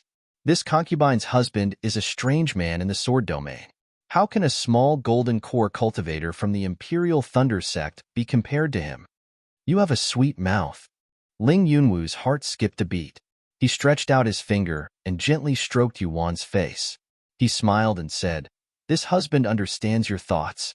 This husband will definitely be careful when he sees this guy." And Yuan sweetly rubbed her face against Ling Yunwu's hand. She was very attached to it. However, at this moment, the two of them had already flown close to the forest of Mount Quanjin. "All of you, stop." Ling Yunwu looked at the destroyed trees under his feet and shouted, "Our expectations might be wrong." Yes. When the sword cultivator disciples heard this, they hurriedly flew into the air. After greeting Yuan, Ling Yunwu showed them the image in the sword scroll and said, "I reckon that the one who killed our soaring wind sword sect is a golden core cultivator from the Imperial Thunder Sect. If I'm not wrong, he should be passing by here and heading to Sky Patrol City. He won't stop here. We have to think of another way." Imperial Thunder Sect cultivator? Tall and thin figure? The soaring wind sword sect's bright sword sect disciple suddenly lost his voice and said, "Marshal Uncle Ling, this can't be the Imperial Thunder Sect cultivator called Terrifying Phoenix, right?" "Terrifying Phoenix?" Yuan frowned and whispered, "What kind of cultivator is that? Could it be related to this golden core cultivator?" "No," Ling Yunwu stared at that disciple and hurriedly laughed. "That's just a Foundation Establishment disciple with the Phoenix bloodline. He's not the same person as this golden core cultivator." "This concubine knows." Yuan smiled and said, "This concubine just doesn't know what's going on with this terrifying phoenix. Hee, this person has nothing to do with us. My wife, you don't have to care about who he is." Ling Yunwu said with a smile, "My wife has already sent the sword slip over. It's better to go back as soon as possible. Dao sect cultivators can appear at any time. It's quite dangerous." Then he turned and ordered, "Yunfei, send your senior sister back." "Yes, senior brother Ling." The swordsman, who was also an illusory sword cultivator, cupped his hands and answered, "Husband, you have to be careful." Yuan was very obedient. She didn't ask who the Phoenix man was anymore and said, "Why don't you ask fifth senior brother and the others to come over and help you?" Ling Yunwu originally wanted to refuse, but after thinking about it, he nodded and said, "That's good too. Yunfei, go back to the sword sect and tell the sword master about this. Or ask the senior brothers in the sect to help, or ask other sword friends who are close to you. In short, find about 10 illusory swordsmen. Only with so many sword friends working together will this golden core cultivator of the Imperial Thunder Sect not be able to escape." -8. Chapter 23:32. Yuan was overjoyed when she saw that Ling Yunwu had listened to her suggestion. She reluctantly parted with Ling Yunwu, and a blue flying sword appeared under her feet and flew into the distance. Don't ever mention the horrifying phoenix again. After Yuan flew far away, Ling Yunwu coldly glared at the disciple and said, "Fortunately, this is your martial uncle. If it was someone else who wanted to get to the bottom of the matter, how would you answer? Do you want thousands of swordsmen to suffer the wrath of Senior Huajian?" "Yes, I know my mistake." The disciple who drew the sword immediately understood the crux of the matter and hurriedly replied with a bow, "However, what you said is not without reason." Ling Yunwu squinted his eyes and looked in the direction of Sky Patrol City. Although the possibility is very small, if it's true, then the disciples of the Imperial Thunder Sect are really interesting. "Let's go." Ling Yunwu thought for a while and waved his hand. He led the disciples across the mountain range of Golden Spring Mountain and flew in the direction of Sky Patrol City. However, they had just flown for a few miles when they were greeted by a dozen bird cultivators. Each bird cultivator was dragging a small dwarf on their back. Ling Yunwu did not dare to delay. He stopped in midair and cupped his hands. Ling Yunwu of the Soaring Wind Sword Sect greets Sword Friend Feiyu. The bird cultivators stopped in midair. The one in front flapped his wings and glanced sharply at Ling Yunwu. He said coldly, "Soaring Wind Sword Sect? Your attack area doesn't seem to be here, right?" "Hee, Sword Friend Feiyu. I'll let you know that I've lost something, and I need to find it nearby." "What is it?" "It's not a good thing to let you know about it," Ling Yunwu said with a smile. "Senior Qi and the others should know about it." Yes. The bird cultivator nodded slightly. "I'm Ing Chao of the Quilted Mountain Sect. I'm looking for a cultivator here. Can I help you?" "Oh, are there any cultivators from the Taoist sect hiding here?" Ling Yunwu asked curiously. "I've been searching here for several days, but I didn't find any clues. This old man flew past this place earlier, but I don't know any Tao sect cultivators." Ing Chao nodded and said, "But a few days ago, not far from here, my Flying Feather Sect's fellow disciples and the giants encountered dozens of Tao Sect's Foundation establishment cultivators in a row. Just as they were about to kill these cultivators, the giants sent over another dozen cultivators. One of the tall and thin Foundation establishment cultivators killed 3 of my Flying Feather Sect's fellow disciples and even scared the giants away." "Ah, he scared the giant away?" Ling Yunwu asked curiously. "Is this Foundation establishment cultivator very powerful?" What fellow Taoist Ling doesn't know is that the cultivator used a long staff to bend a giant's mace and send the giant into the ground. His strength is frightening. The giants tremble with fear and don't dare to continue fighting. A strange expression appeared on Ing Chao's face. "Hiss." Ling Yunwu sucked in a breath of cold air. Suddenly, he realized something and hurriedly said, "A tall and thin cultivator? Are you a disciple of the Imperial Thunder Sect?" This old man doesn't know." Ing Chao shook his head slightly, then turned his head and asked, "Do you know?" The closest bird cultivator was the one who was chased away by Xiao Hua. He also shook his head and said, "This subordinate can't tell if he's a disciple of the Imperial Thunder Sect." Ling Yunwu thought for a moment, then took out the sword slip and played the image. It's him." Although the bird cultivator couldn't see Xiao Hua's appearance, Xiao Hua's ghost-like flying speed, his tall and thin figure, and the Imperial Thunder Sect's Taoist robe frightened the bird cultivator. His wings trembled non-stop, and the dwarf on his back almost fell from the sky. "Idiot!" Ing Chao cursed, then looked at Ling Yunwu and asked, "Fellow Taoist Ling is also looking for this person?" "That's right."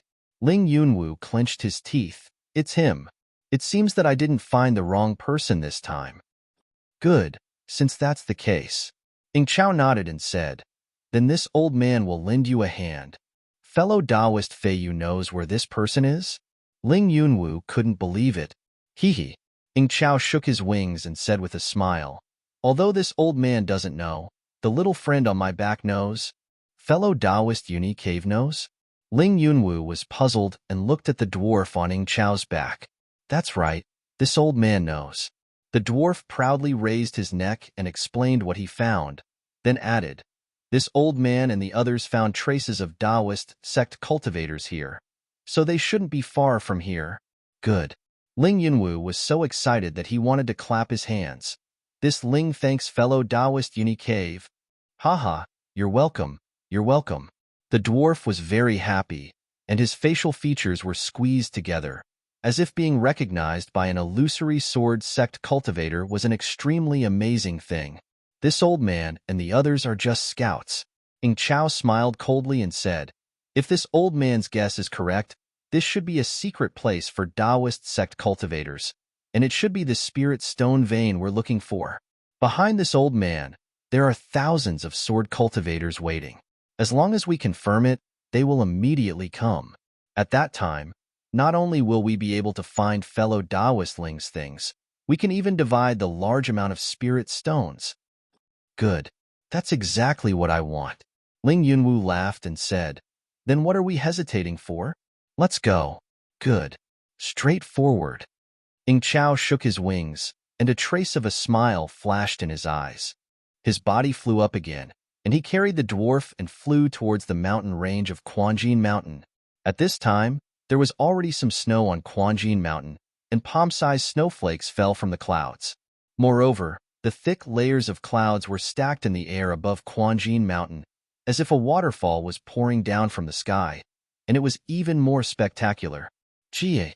Ing Chao cried out a few times. More than 10 bird cultivators rushed up the tall Golden Spring mountain range. They ascended in a straight line and gradually approached the cumulus clouds. Whirru! An intense wind whistling sound was emitted from Ing Chao's body, following which, more than 10 bird cultivators actually crashed into the clouds. In an instant, more than 10 huge holes were opened up in the dark clouds.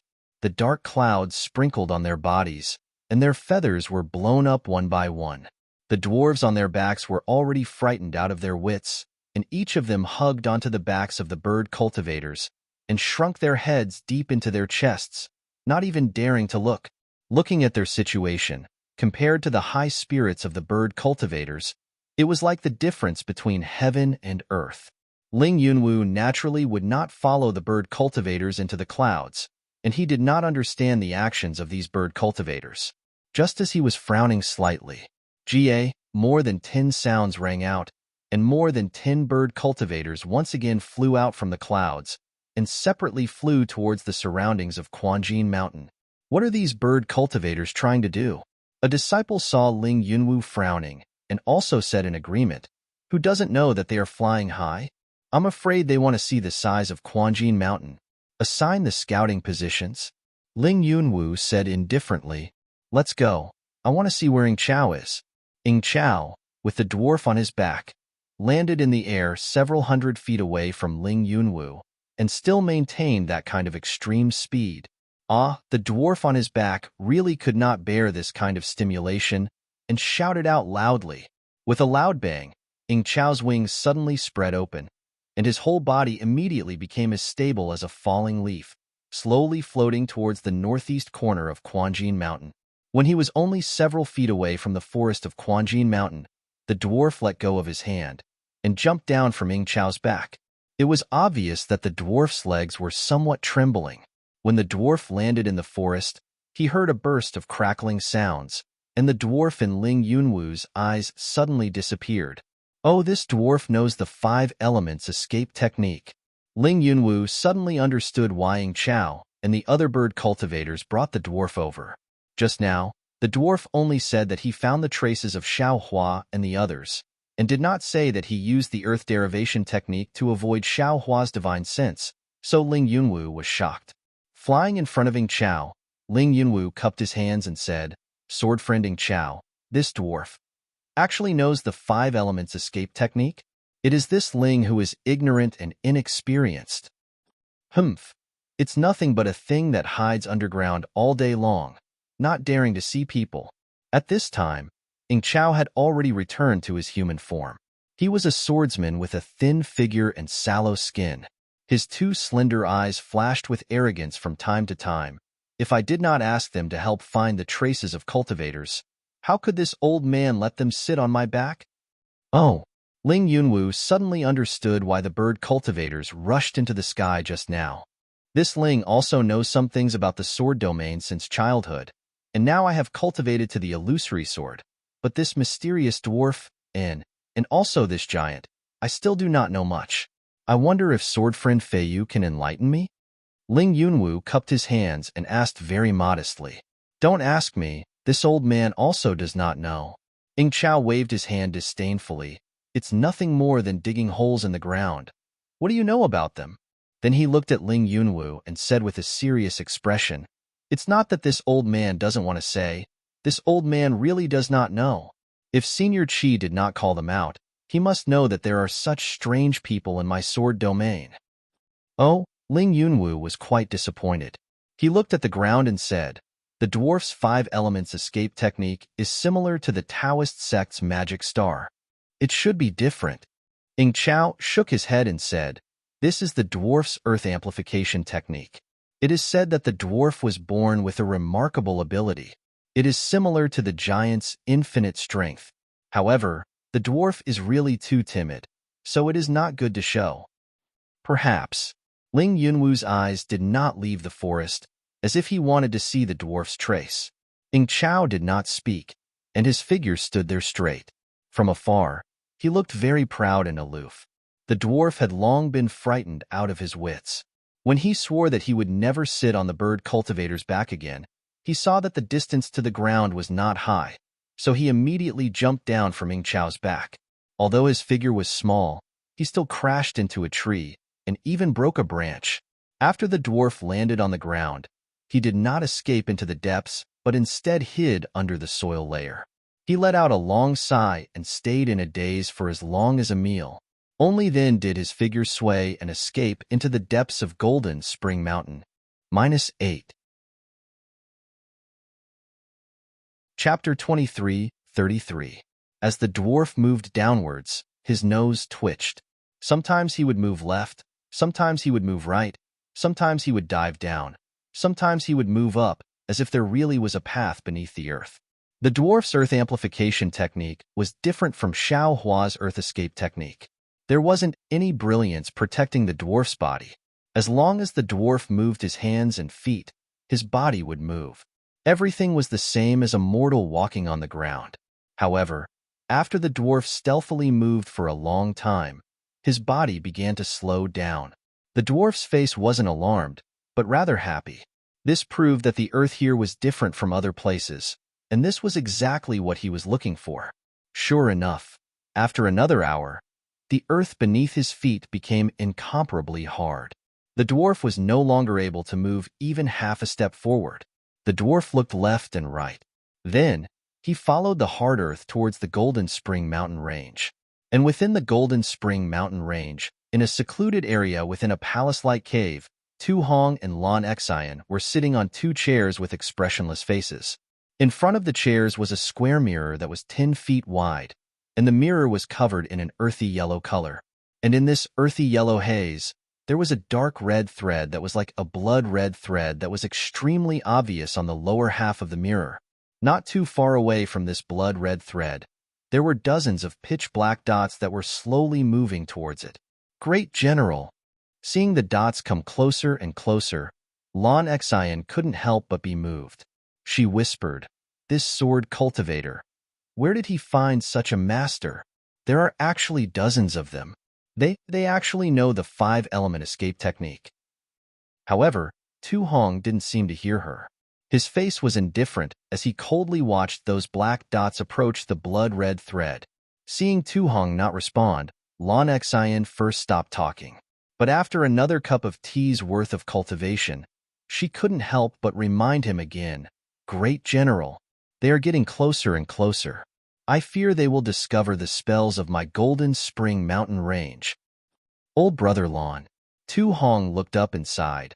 I have reminded you more than once that the path of a general is to first control your heart. Even if a spiritual mountain collapses in front of you, your complexion won't change. Even if an elk rises to the left, your eyes won't blink. Then, you will be able to control the situation and deal with the enemy. If you can't even handle the tricks of a dozen ghastly clowns, How can you improve your cultivation? Alas, great general, that's easy to say, but difficult to do. Lon Excian sighed. This old woman also knows that there is nothing to fear from these dozens of clowns. But what about behind them?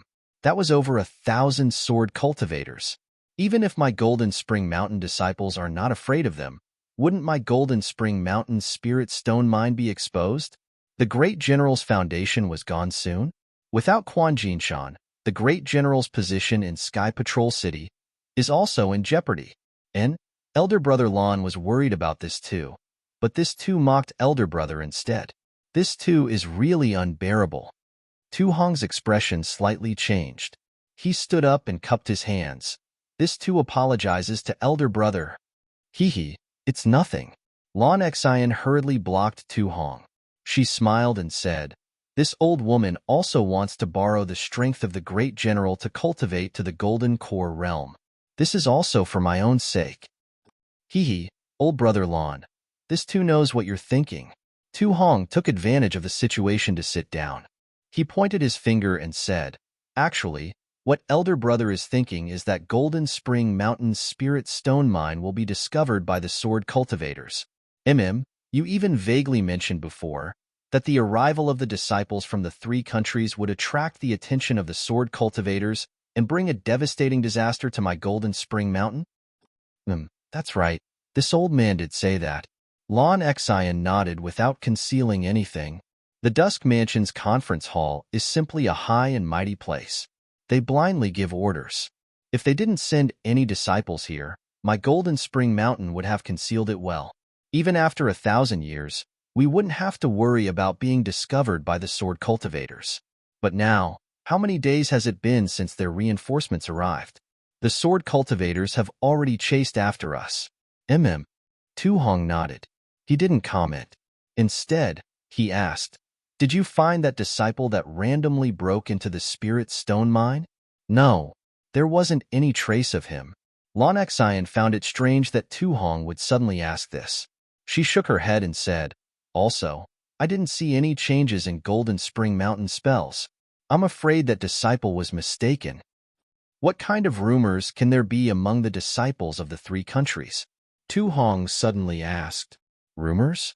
Lon Excian was puzzled. She blankly said, no, I didn't hear any rumors. That's good. Tu Hong nodded, a relieved look on his face. He said, my Golden Spring Mountain's array formation is very tight. Since no outsiders have infiltrated, then that means that the unknown figure is a cultivator from within my Golden Spring Mountain. Of course, this is only a guess. Perhaps there isn't. Moreover, there aren't any rumors right now. The sword cultivator's attack is imminent, so who cares if there isn't? Yes, Lon Excian still couldn't make sense of this, so she could only nod. There are many things that I don't want old brother Lon to know. As Tu Hong saw this, he mysteriously smiled and said, as long as I pass through this great sword battle at Golden Spring Mountain, whether or not Golden Spring Mountain is exposed, it will be harmless to me. The Lord City Lord of Sky Patrol City. He will definitely reward me. Ah? Lon Excian was stunned. Then, as if she thought of something, she raised her eyebrows and said, so, Tu Hong raised his index finger and placed it on his lips. He smiled and said, there are some things that cannot be said. Who knows if there is another cultivator that we cannot detect next to this cave? Let's wait for this matter to end. Oh, look, the sword cultivators are approaching the barrier. As he said this, Tu Hong pointed his finger at the 4 sides of the mirror. Sure enough, dozens of small dots were approaching the blood threads from all directions. However, just as these small dots were about to approach the blood threads, they all stopped there. Then, they were like ants on a hot pan. After circling around for a moment, they scattered and started to swim around the blood threads. Lon Excian's face showed a trace of relief, but Tu Hong frowned. After a moment, he whispered, the earth layer of this spirit stone mine is very solid. It is what my Golden Spring Mountain's defensive array formation relies on, but it is also a place that is easily discovered. Although these sword cultivators cannot go deep into the earth layer, They should already know that there is something strange below. Then, Tu Hong looked up and said, Old Brother Lon, go and inform the disciples of the Dawn Array to kill the sword cultivators near them.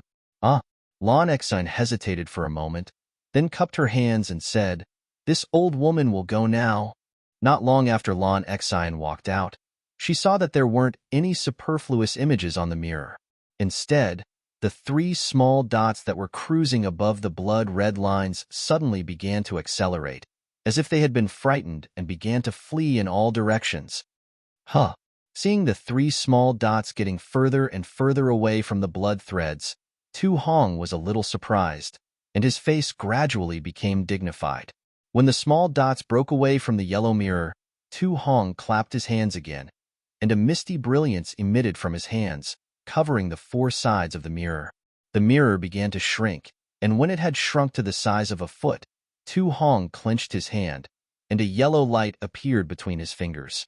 He tightly grasped the mirror, and as the yellow light lingered, the mirror transformed into the shape of a 3 rhombus. -8. Chapter 23:34. Quick! Tu Hong shouted. He pointed his finger once more, and a yellow light shot out from the tri-rhombus mirror, turning into a rectangular light screen. Dwarves? So they were dwarves. This old man thought they were sword cultivators. On the light screen, the images of 3 dwarves were reflected. At this time, Lon Exine also hurried in. She anxiously said, Hi, General, hi, General. But as he saw the light screen projected into the air, he stopped, his eyes flashing with anxiety. Tu Hong didn't bother with Lon Exine. Instead, he urged the mirror to slowly rotate. Gradually, the bird cultivator Ying Chao's face also flashed on the light screen. Ying Chao's complexion was as ugly as Lon Exine's. It seemed that after hearing the dwarf's report, he was unable to make a decision. Ying Chao, who was standing on the light screen, was startled. A sharp light flashed in his eyes as he waved his hand, turning it into an eagle's wing that streaked across the air.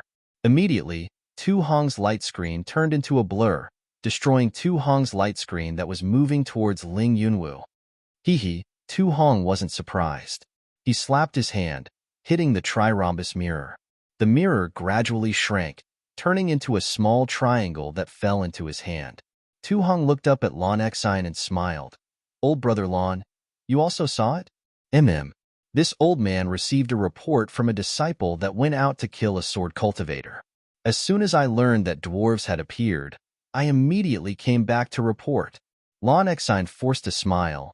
Dwarves? I don't know how many years it has been since they've appeared in the Huan Nation. There are records of dwarves in Sky Patrol City. Tu Hong didn't seem particularly surprised, but it's not particularly detailed. I didn't look at it carefully. I only know that dwarves are born with the ability to escape through the earth, but I don't know anything else. Hi, General. You should take a good look. Lon Exine knew that it was useless to say more, but she still complained. Hi, General. You guard Golden Spring Mountain.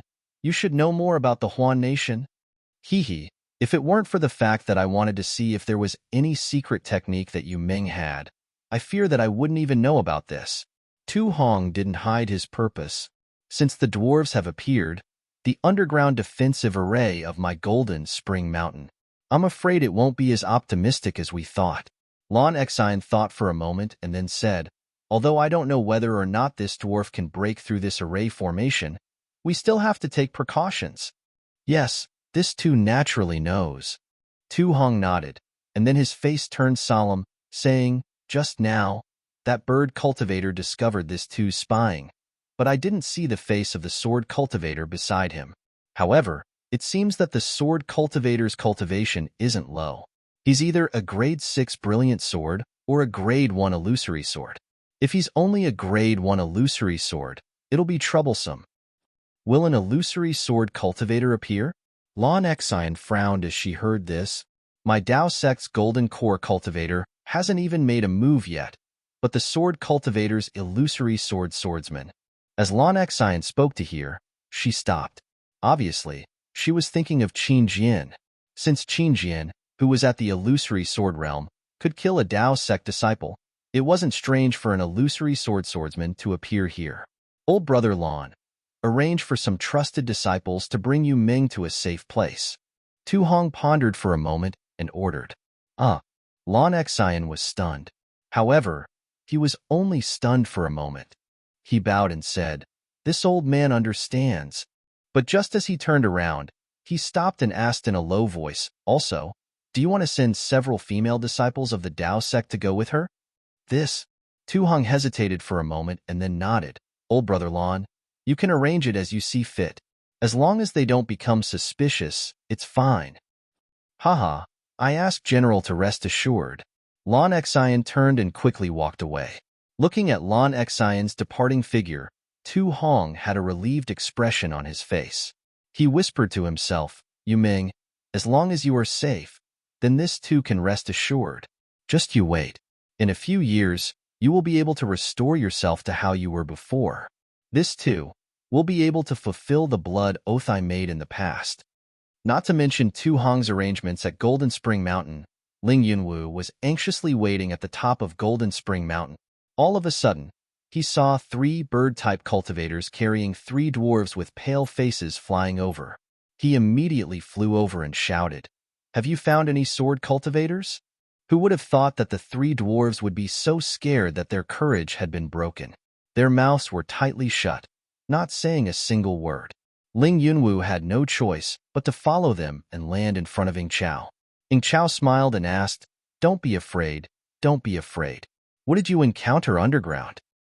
Reporting to High Master Ing, one of the bird cultivators revealed his human form and cupped his hands across his chest. This disciple heard this dwarf say that he encountered an incomparably hard layer of stone below ground and was unable to go any further. Moreover, as he was looking for a flaw, 2 Tao sect cultivators suddenly appeared and attacked him without saying a single word. "Good." Ing Chao clapped his hands and said, "The hard layer of stone must be where the spirit stone vein is located." Tao sect cultivators also appeared. "Is there any need to say anything?" "Who?" While they were talking, Ing Chao shouted and looked towards the forest. With a wave of his arm, his figure flew up and shouted, "Quickly call out the other dwarves. There is a golden core cultivator in this spirit stone vein. We will talk after we retreat." "Oh, it really is that bastard." Ling Yunwu's face revealed a sinister expression. "Since that bastard is here, I will turn this terrifying phoenix into a dead chicken man." Immediately after, Ling Yunwu also flew up on his sword and went straight into the sky. He waited for the bird cultivators to fly over with the dwarves before flying away with Ing Chao. Naturally, not long after they flew away, the bird cultivators who flew extremely high returned. They circled above the clouds in the sky, constantly monitoring the movements of Jingquan Mountain.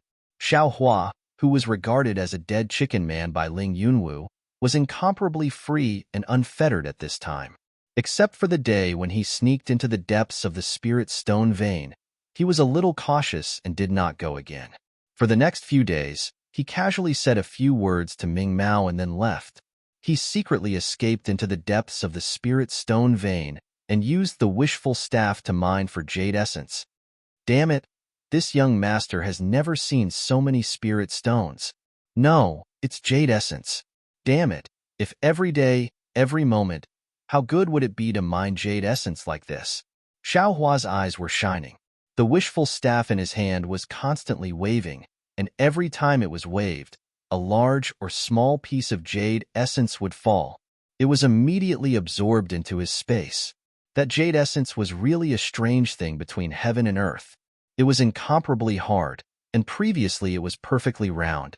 Xiao Hua could only use the silver-gilded dragon sword to dig out a small piece.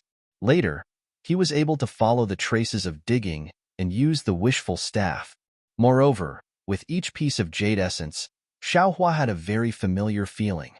It seems this young master often did this kind of thing before. Is it possible that this young master is a low-level cultivator who mines spirit stones? Xiao Hua scratched his head. Or is it a spirit stone mine worker? Yes, mining jade essence and reclaiming wasteland were so similar. How could Xiao Hua not feel familiar?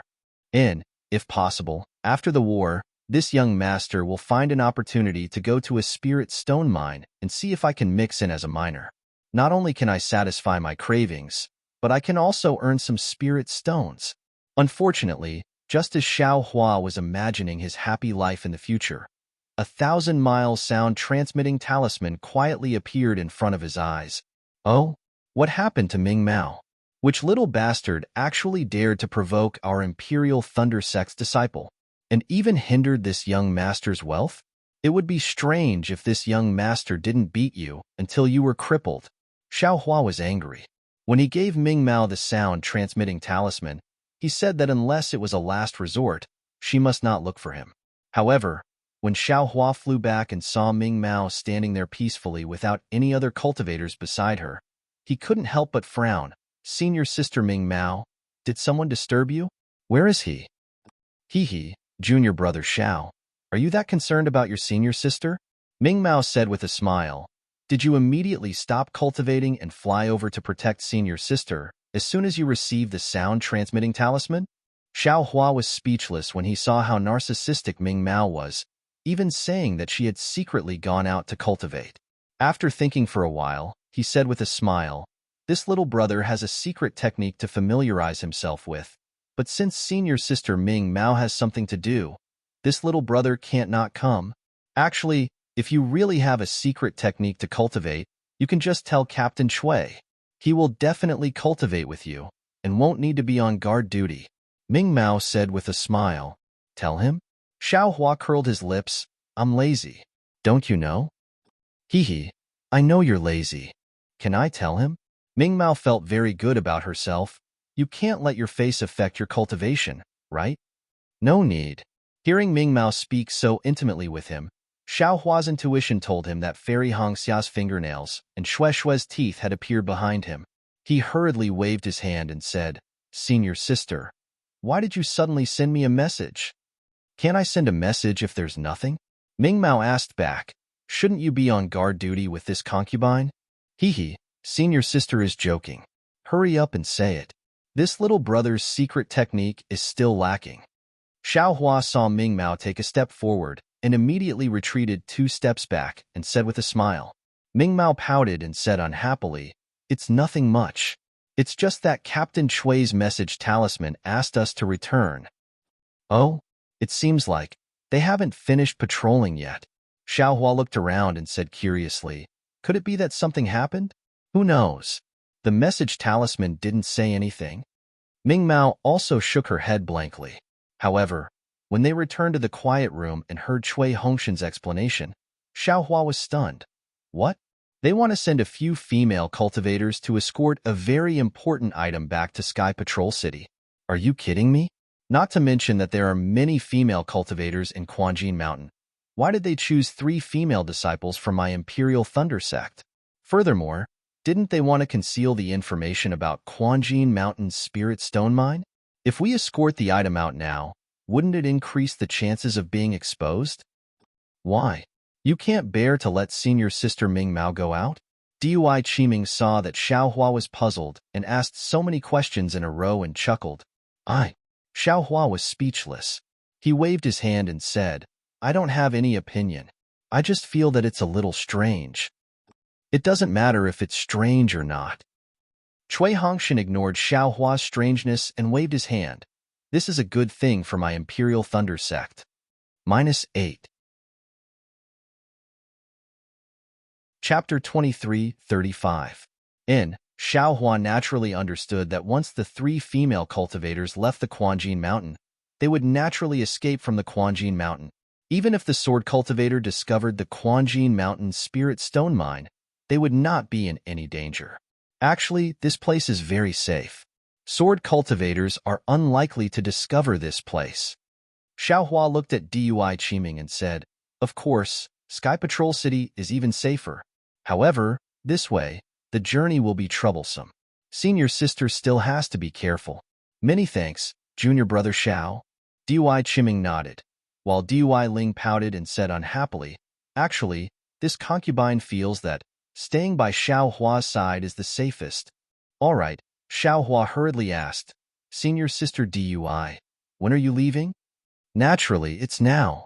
Dui Chiming smiled and said, "If it wasn't for us returning late from patrol duty, I heard from Hongshan that the disciples of Quanjin Mountain would have let us go. And then senior sister Dui should hurry." Xiao Hua's heart skipped a beat as he had a bad feeling. He raised his eyes to look at Cui Hongshan. Although Cui Hongshan only glanced at him and then looked at Dui Chiming, there was also deep worry in his eyes. "Then, this concubine is leaving?" Dui Chiming looked at Cui Hongshan, and the worst thing was that her bright eyes were also looking at Xiao Hua as she whispered, "Then, this concubine is leaving too?" Dui Ling looked like she was about to cry as she said to Xiao Hua, "I'm leaving too. Damn it, it seems. This has nothing to do with this young master." Xiao Hua was about to cry, but at the same time, he also knew that this was the same situation as Foul Mountain. Seeing that they were about to meet in battle, it was even worse than Foul Mountain. He might be able to escape, but it was hard to say whether the Imperial Thunder Sect's first team would be intact. He also could not hurt the two's hearts for no reason, so he could only wave his hand and said, "You all should hurry back to Sky Patrol City and pass a message to Yinchi Prefecture's conference hall." "Oh? What message?" Dui Ling was immediately confused by Xiao Hua and asked curiously. When Xiao Hua saw this, he said in all seriousness, "Tell them to quickly prepare storage pouches and fill them with spirit stones. I want to kill a lot of sword cultivators in this battle and use their heads to exchange for spirit stones." Dui Ling chuckled. He clenched his fist and punched Xiao Hua's shoulder. He rebuked, "This concubine was so worried about your lives. Are you really that heartless?" The other disciples of the first squad of the Imperial Thunder Sect looked a bit uncomfortable. Xiao Hua was also helpless. He could neither dodge nor not dodge. Fortunately, when Dui Ling's fist landed, without waiting for him to speak, a Jinshan Quanjin Mountain disciple hurried over. Upon seeing the three of them, he was overjoyed and said, "Three martial uncles, please hurry over with this junior." Martial Uncle Lon and the rest are already waiting anxiously. This junior is here to urge them. Then, the disciple handed a jade slip to Cui Hongshan and said, "Captain Cui, please return the previous jade slip to this junior. This jade slip has been rearranged." "Yes." Cui Hongshan took the jade slip and returned the jade slip that Lon Xian had given him to the disciple. Then he said, "I'll send you off." Cui Hongshan was reluctant to part with Dui Chiming. "Captain Cui," the disciple said awkwardly, "you should know that this is a secret. It's best not to let the other disciples know. If you send them off, this Cui understands." Cui Hongshan nodded. He looked at Dui Chiming and said, "Be careful on the road. This concubine understands. You must also be careful." Dui Chiming knew that the ones she should warn the most were Cui Hongshan and the others. But she couldn't say such discouraging words. She could only hint, "Don't force yourself. Listen to the opinions of others. This concubine will wait for my husband at Sky Patrol City." The word husband awakened Cui Hongshan's tenderness and arrogance. He nodded and didn't say anything else. He watched as Dui Chiming, Ming Mao, and Dui Ling left with the Jinshan Quanjin Mountain disciple. After the three figures disappeared, Cui Hongshan waved his hand and said, "Fellow junior apprentice brothers, it seems that the war is imminent. Our previous thoughts were too naive. Although this place is deep underground, it has already been discovered by the sword cultivators. Let's stop patrolling for now and focus on controlling the array formation. This will give us a chance to save our lives." "Yes." Zhen Minghui and the others nodded, but they didn't disperse. Cui Hongshan understood. He turned to look at Xiao Hua and said indifferently, "What do you think?" "Nothing." Xiao Hua waved his hand. "Just don't go too far from this Xiao." Then, Xiao Hua turned and walked out. What are you going to do?" Cui Hongshan couldn't help but ask. "This Xiao is naturally going to be on duty." Xiao Hua didn't even turn his head. What nonsense. The sword cultivators were about to arrive. No matter who was in charge of Jinshan Quanjin Mountain, there probably wouldn't be a good opportunity to mine more jade essence in the future. Xiao Hua definitely needed to mine more jade essence. Thinking about how he just said that he didn't need to be on duty, Cui Hongshan was a bit angry. "Captain Cui, let's hurry up and look at the array formation." Zhang Minghui hurriedly said, Junior apprentice brother Zhao's cultivation is profound and isn't afraid of this. But we can't always rely on junior apprentice brother Zhao's protection. If we can use a bit more of the array formation's power, we will have a bit more chance of survival. And Cui Hongshan clapped his hands and took out a jade slip. He and the other 6 disciples of the Imperial Thunder sect started to comprehend it again. Tu Hong didn't personally come out to arrange the transfer of the crystal coffin. However, his gaze was the same as Cui Hongshan's, very reluctant to part from the crystal coffin that had already been concealed. Moreover, his gaze also fell on Dui Qiming's face, who was smiling like a flower. A kind of distant memory seemed to have been awakened. Contrary to Cui Hongshan's expectations, and even more contrary to Tu Hong's expectations, another 3 days passed. Unexpectedly, it was very calm, and there was no difference from before. If not for the dwarves coming to spy on them, Tu Hong would almost think that Quanjin Mountain was still unknown to the sword cultivators. And Xiaohua was even more happy. In these few days, whenever he had time, he would go up and underground. The rare and unusual jade essence had long been pried away by him. Sometimes, when Xiaohua returned to the quiet room, he couldn't help but laugh out loud. He took out the jade essence and looked at it left and right, unable to bear to put it down. On this day, Xiaohua was still on patrol duty. He was mining for jade essence and selling dog meat under Quanjin Mountain's mineral veins. Suddenly, he heard a series of dong, dong, dong tremors coming from the ground of Quanjin Mountain, almost causing him to raise his wishful staff to tilt. Granny, the sword cultivators are finally here. Xiaohua hurriedly wanted to put away the wishful staff and escape back to the quiet room. However, when he saw that there was still a large piece of jade essence in front of him, he couldn't help but scratch his face and shouted, "Damn sword cultivators! You actually dare to block your grandpa's wealth. See how grandpa will deal with you." Immediately, a big staff smashed on top of it, and a fist-sized jade essence fell down. Xiaohua stretched out his hand and firmly caught it. Only then did he return to the mineral vein. -8. Chapter 23:36. Dong, dong. The sound became increasingly hurried, like footsteps, but also like a deliberate rhythm, smashing onto the ground and knocking on everyone's hearts. Without waiting for Xiaohua to return to his quiet room, he heard a sharp whistle resounding throughout the entire Springgold Mountain mine. Groups after groups of Springgold Mountain disciples flew out from their respective resting places and flew towards different mountain caves. The thousands of Dao sect disciples who had come as reinforcements were also nervously flying back from their quiet rooms. Although the entire mine was in a mess, it was still in an orderly manner. Xiaohua's appearance did not attract the attention of many people. Cui Hongshan and the rest naturally came out long ago. Seeing Xiaohua return, they did not say much and waved their hands. "Follow this Cui." As he spoke, Cui Hongshan's figure flew up and flew straight towards the space where the Imperial Thunder sect disciples entered Quanjin Mountain. When they arrived at the rather large space, the situation inside was already different. Not to mention that the atmosphere was very tense. Every Quanjin Mountain disciple's face was tense as they hurriedly commanded the incoming Dao sect disciples. Even the number of caves in the space had increased by a lot. Previously, when Xiaohua and the rest entered, there were 4 to 5 connected tunnels in the space. Now, there were actually 40 to 50 tunnels, filling up the entire space. Every pitch-black cave had a Quanjin Mountain disciple guarding it.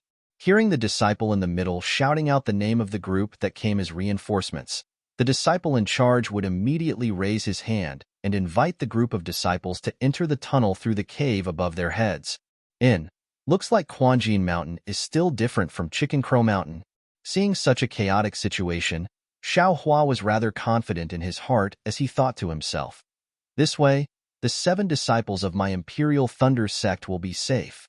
In less than the time it takes to brew a cup of tea, it was the turn of the Imperial Thunder sect. Hearing that it was the first team of the Imperial Thunder sect, the innermost disciple immediately raised his hand to signal Cui Hongshan. Cui Hongshan understood and immediately activated his transcendence energy and flew to the front of the pitch-black tunnel. The disciple on guard clapped his hands and took out 7 yellow talismans, and handed them to Cui Hongshan. He said, Team Leader Cui, these are the yellow talismans for the passage of our Mount Quanjin array. Please take them well. With these yellow talismans, you will be able to pass freely within the array for 3 hours. Of course, Captain Cui, please restrain your disciples and don't move around randomly. We have to be in sync and deal with sword cultivators together. I know. Cui Hongshan took the yellow talisman and nodded. Please. The disciple stepped aside and raised his hand. Please. Cui Hongshan also clasped his hands together and raised his head to take a look. His silhouette then flew up and rushed into the tunnel. After that, everyone followed suit, with Xiao Hua flying at the back. The tunnel was normal, but what was abnormal was that other than Cui Hongshan and the first team of the Imperial Thunder Sect, no other cultivators entered the tunnel. The cultivators of Jinquan Mountain hurriedly set up their formation. Similarly, outside the mountain range of Jinquan Mountain, a murderous aura soared to the heavens. A few li away from the Golden Spring Mountain, under the rare clear sky, within a radius of a few li, there was a spirit beast that was several zhang tall and 10 zhang long. It was unusually thick and sturdy, and it was approaching the Golden Spring Mountain in unison. The rhythm that was pounding on the ground was produced by these huge beasts. This was not including the trees. The most terrifying thing was that when these spirit beasts were pushed forward by a foot, the huge rocks, gentle slopes and trees in front of them were all destroyed by them. When these huge beasts saw the huge rocks in front of them, they immediately spat out a kind of liquid from an oval, fist-sized hole on their faces and landed on the rocks. Following that, from another small hole under the same hole, an earthen yellow light was emitted. Following that, the huge rocks immediately turned soft and slightly collapsed. By the time the huge beasts kicked a leg that was thicker than a pillar, the huge rocks had already turned into a pile of mud. Needless to say, the trees did not need any liquid. As long as the earthen yellow light swept past them, they would all collapse and turn into wood chips under the huge paws of the huge beasts. Behind the huge beasts, there were thousands of sword cultivators. All of them walked on their swords and their faces were extremely solemn. However, these sword cultivators who looked aloof and arrogant were just like their characters. They kept a distance from the huge beasts, as if they did not want to be associated with them. Looking at the sky above the huge beasts, there were hundreds of bird cultivators hovering in midair and gradually surrounding Jinquan Mountain. A few miles away from the sword cultivators, in midair, Ling Yunwu was leading dozens of sword-nurturing disciples. He looked coldly at them. Beside him, there were also a few illusory sword cultivators and a few high-level beast cultivators. The bird cultivator Ing Chao was also among them. Sword friend Yuan Qing. Ling Yunwu finally could not hold it in and frowned. Your sky-scraping sword sect.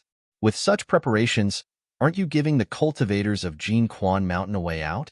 If they escape from the south, then this Ling's matter. Cough, cough. That old man dressed in khaki sword robes was Yuan Qing of the sky-scraping sword sect. He coughed and looked at the few sword cultivators who were also illusory sword cultivators. He said, Sword friend Ling, this is not where your sword sect is defending. That's why you have such thoughts. If you were in my place, I'm afraid you wouldn't say that. Sigh. I understand. Ling Yunwu smiled bitterly. Sword Friend's arrangement is to make the cultivators have the intention to retreat and give up on the spiritual stone mine of Jinquan Mountain. Then, we sword cultivators can take it down without shedding any blood. Yes, my sky-scraping sword sect and a few other sword sects indeed have such plans, Yuan Qing said without hiding anything. Furthermore, we have also considered that if the so-called terrifying phoenix is really at Jinquan Mountain, he will definitely not escape. He might even take the initiative to fight. Don't forget, he is a golden core cultivator. If he escapes, he will lose all his face. Terrifying phoenix? Ling Yunwu's face showed a trace of displeasure. He said softly, Sword friend Yuan Qing, I have never mentioned it before, right? Don't pin this on me. Hee, did I say it was you? Yuan Qing laughed. I don't care if he is a terrifying phoenix or a terrifying chicken. Even if he is a golden core cultivator, he will not be able to escape from my hands today.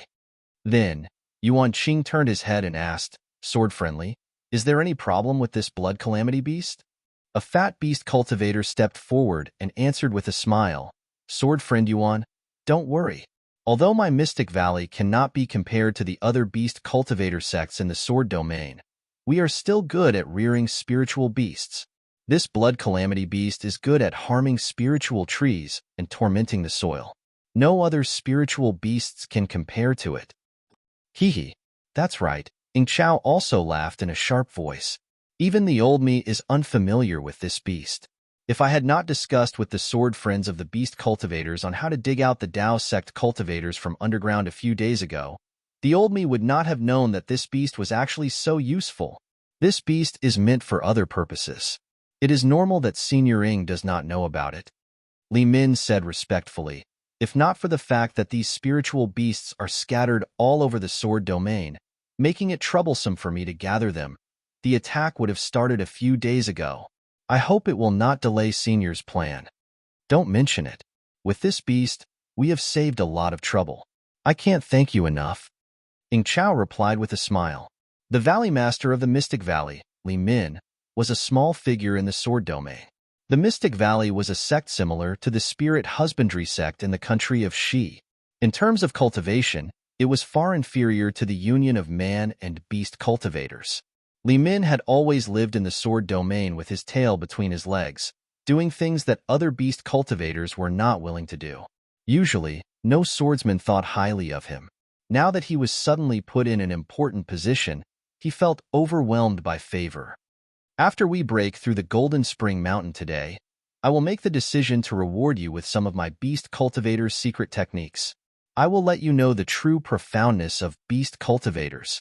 Ing Chao looked at the fatty and was pleased with himself as he said casually, Yes, thank you, Senior Ing. The fatty almost bowed and kowtowed. He did not have the bearing of a valley master. Friendling Jianyu, why isn't your fellow sect members here yet?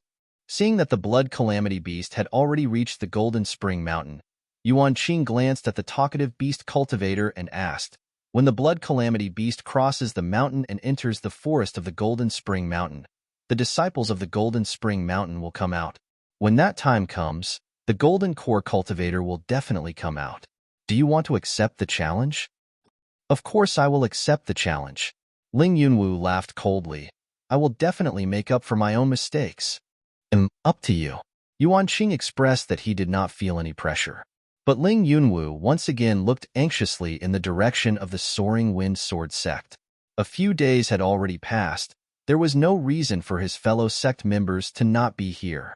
Moreover, if he was alone, he really did not have the confidence to capture that terrifying phoenix. Outside the Golden Spring mountain range, there was an orderly attack. But Tu Hong of the Golden Spring Mountain could no longer sit still. Facing the light screen in front of the triangular magic tool, he asked in disbelief, Old Brother Lon, this beast? What is it? How come this old man has never heard of it before? This old man is also ignorant and inexperienced. Lon Exine ruefully smiled and then explained, There are many beast cultivators in the sword domain. It isn't strange for strange spirit beasts to appear. It's not strange that it's strange, but there are so many strange spirit beasts that I find strange. Tu Hong said with a bitter taste in his mouth. He did not send out the disciples of the Golden Spring Mountain or the Dao sect because he wanted to use the thick layer of earth on top of the Golden Spring Mountain's defensive array formation as a layer of defense. This would waste the strength of the sword cultivators and beast cultivators, and when they were tired, the cultivators would rush out and take advantage of the situation. But now, it seemed that Tu Hong's calculations were wrong. Moreover, facing so many spirit beasts, facing so many sword cultivators, after this battle, even if the Golden Spring Mountain won, it would still be a bloodbath. And this was only what Tu Hong saw through the magic tool. If he knew that there were still dozens of illusory swordsmen that had yet to arrive, he might not even have any thoughts of winning. -8.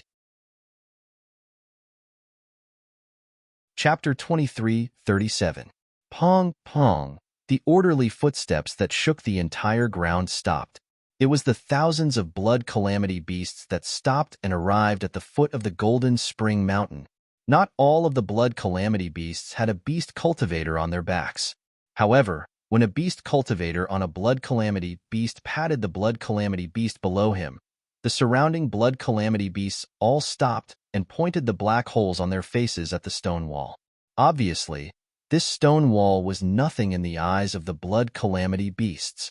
However, the sword cultivators behind the blood calamity beasts did not give them a chance to show off. Seeing that the blood calamity beasts had stopped, 3 sword cultivators flew to the blood calamity beasts in a group. When the blood calamity beasts saw the sword cultivators approaching, they raised their heads and roared. The black holes on their faces also turned towards the sword cultivators. Hiss! The beast cultivators on the blood calamity beasts pursed their lips and let out a strange hiss. It was like the hiss of a poisonous snake in the grass.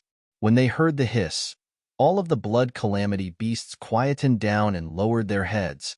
Rise! The 3 sword cultivators flew below the blood calamity beasts and stretched out their hands to support the blood calamity beasts. They roared in unison, and the huge blood calamity beasts slowly flew up towards the top of Jin Quan Mountain. Hee, these little fellows. They actually have to form a group of 3. They really lack cultivation. Yuan Qing watched from afar and commented with a smile. If it was me back then, I would be able to carry a blood calamity beast up the mountain. Of course, which of the swordsmen of senior Yuan's generation did not train hard? They fought against soul cultivators in the snowy highlands? They are definitely not something that the younger generation can compare to. Fatty Li Min smiled apologetically and said, "Of course, the swordsmen of your sect are also very good. It's all because our disciples are useless and cannot bring these spiritual beasts up the mountain. Humph, they actually want to use this layer of soil to block my sword cultivator's attack? The cultivators of the Tao sect really know how to dream." Ing Chao squinted his eyes and saw that his disciples were all in the air. He knew that the cultivators of Jin Quan Mountain were all hiding under the soil. Naturally, he could guess Tu Hong's plan. However, Ling Yunwu was a little distracted. Until now, the disciples of the Wind Sword sect had not arrived. Something must have happened. At that moment, the bird cultivators in the sky became a little disorganized. Ing Chao frowned when he realized that something was wrong. However, before he could frown, the bird cultivators quieted down again. In the direction of the Huan nation, a dozen small dots flew over from afar. Hee, young friendling, your senior brothers are here. Ing Chao glanced around and a divine light flashed in his eyes. He had already seen the black dot clearly. He turned his head and smiled at Ling Yunwu. All right. Although Ling Yunwu could not see it clearly, he still nodded and smiled. If that's the case, my sword cultivator will definitely be able to take down Quan Jin Shan. Hee, there are more than 10 illusory swordsmen. If we still can't take down Quan Jin Shan, our reputation as sword cultivators will be ruined by the Ling Feng sword sect. Yuan Qing said with a fake smile. Haha, don't worry, Senior Yuan. I'm only looking for that golden core cultivator. As for anything else, I won't ask. Ling Yunwu said with a smile. Yuan Qing seemed to be nodding, but he did not seem to have heard it. His voice was extremely soft, as if he did not care at all.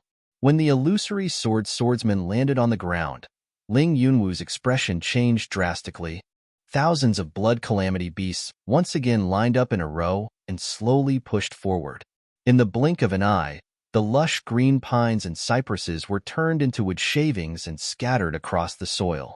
If the Tao sect cultivators were not scared out of their wits by our huge attack, then their brains must have been damaged by their so-called magic arts. Yuan Qing's figure stopped in midair as he squinted his eyes and coldly said, even if the soil of Jin Quan Mountain is very thick and even very hard, under the huge palms of the blood calamity beast, it will be destroyed sooner or later. If they don't come out to fight now, could it be that they are waiting until? Unfortunately, before he could finish his sentence, a loud rumbling sound could be heard from the forest of Jin Quan Mountain. The entire mountain range shook and many blood calamity beasts lost their balance and fell to the ground. The beast cultivators on their backs also fell to the ground. In an instant, the neat formation of the blood calamity beasts became messy. Many blood calamity beasts even fled in fear.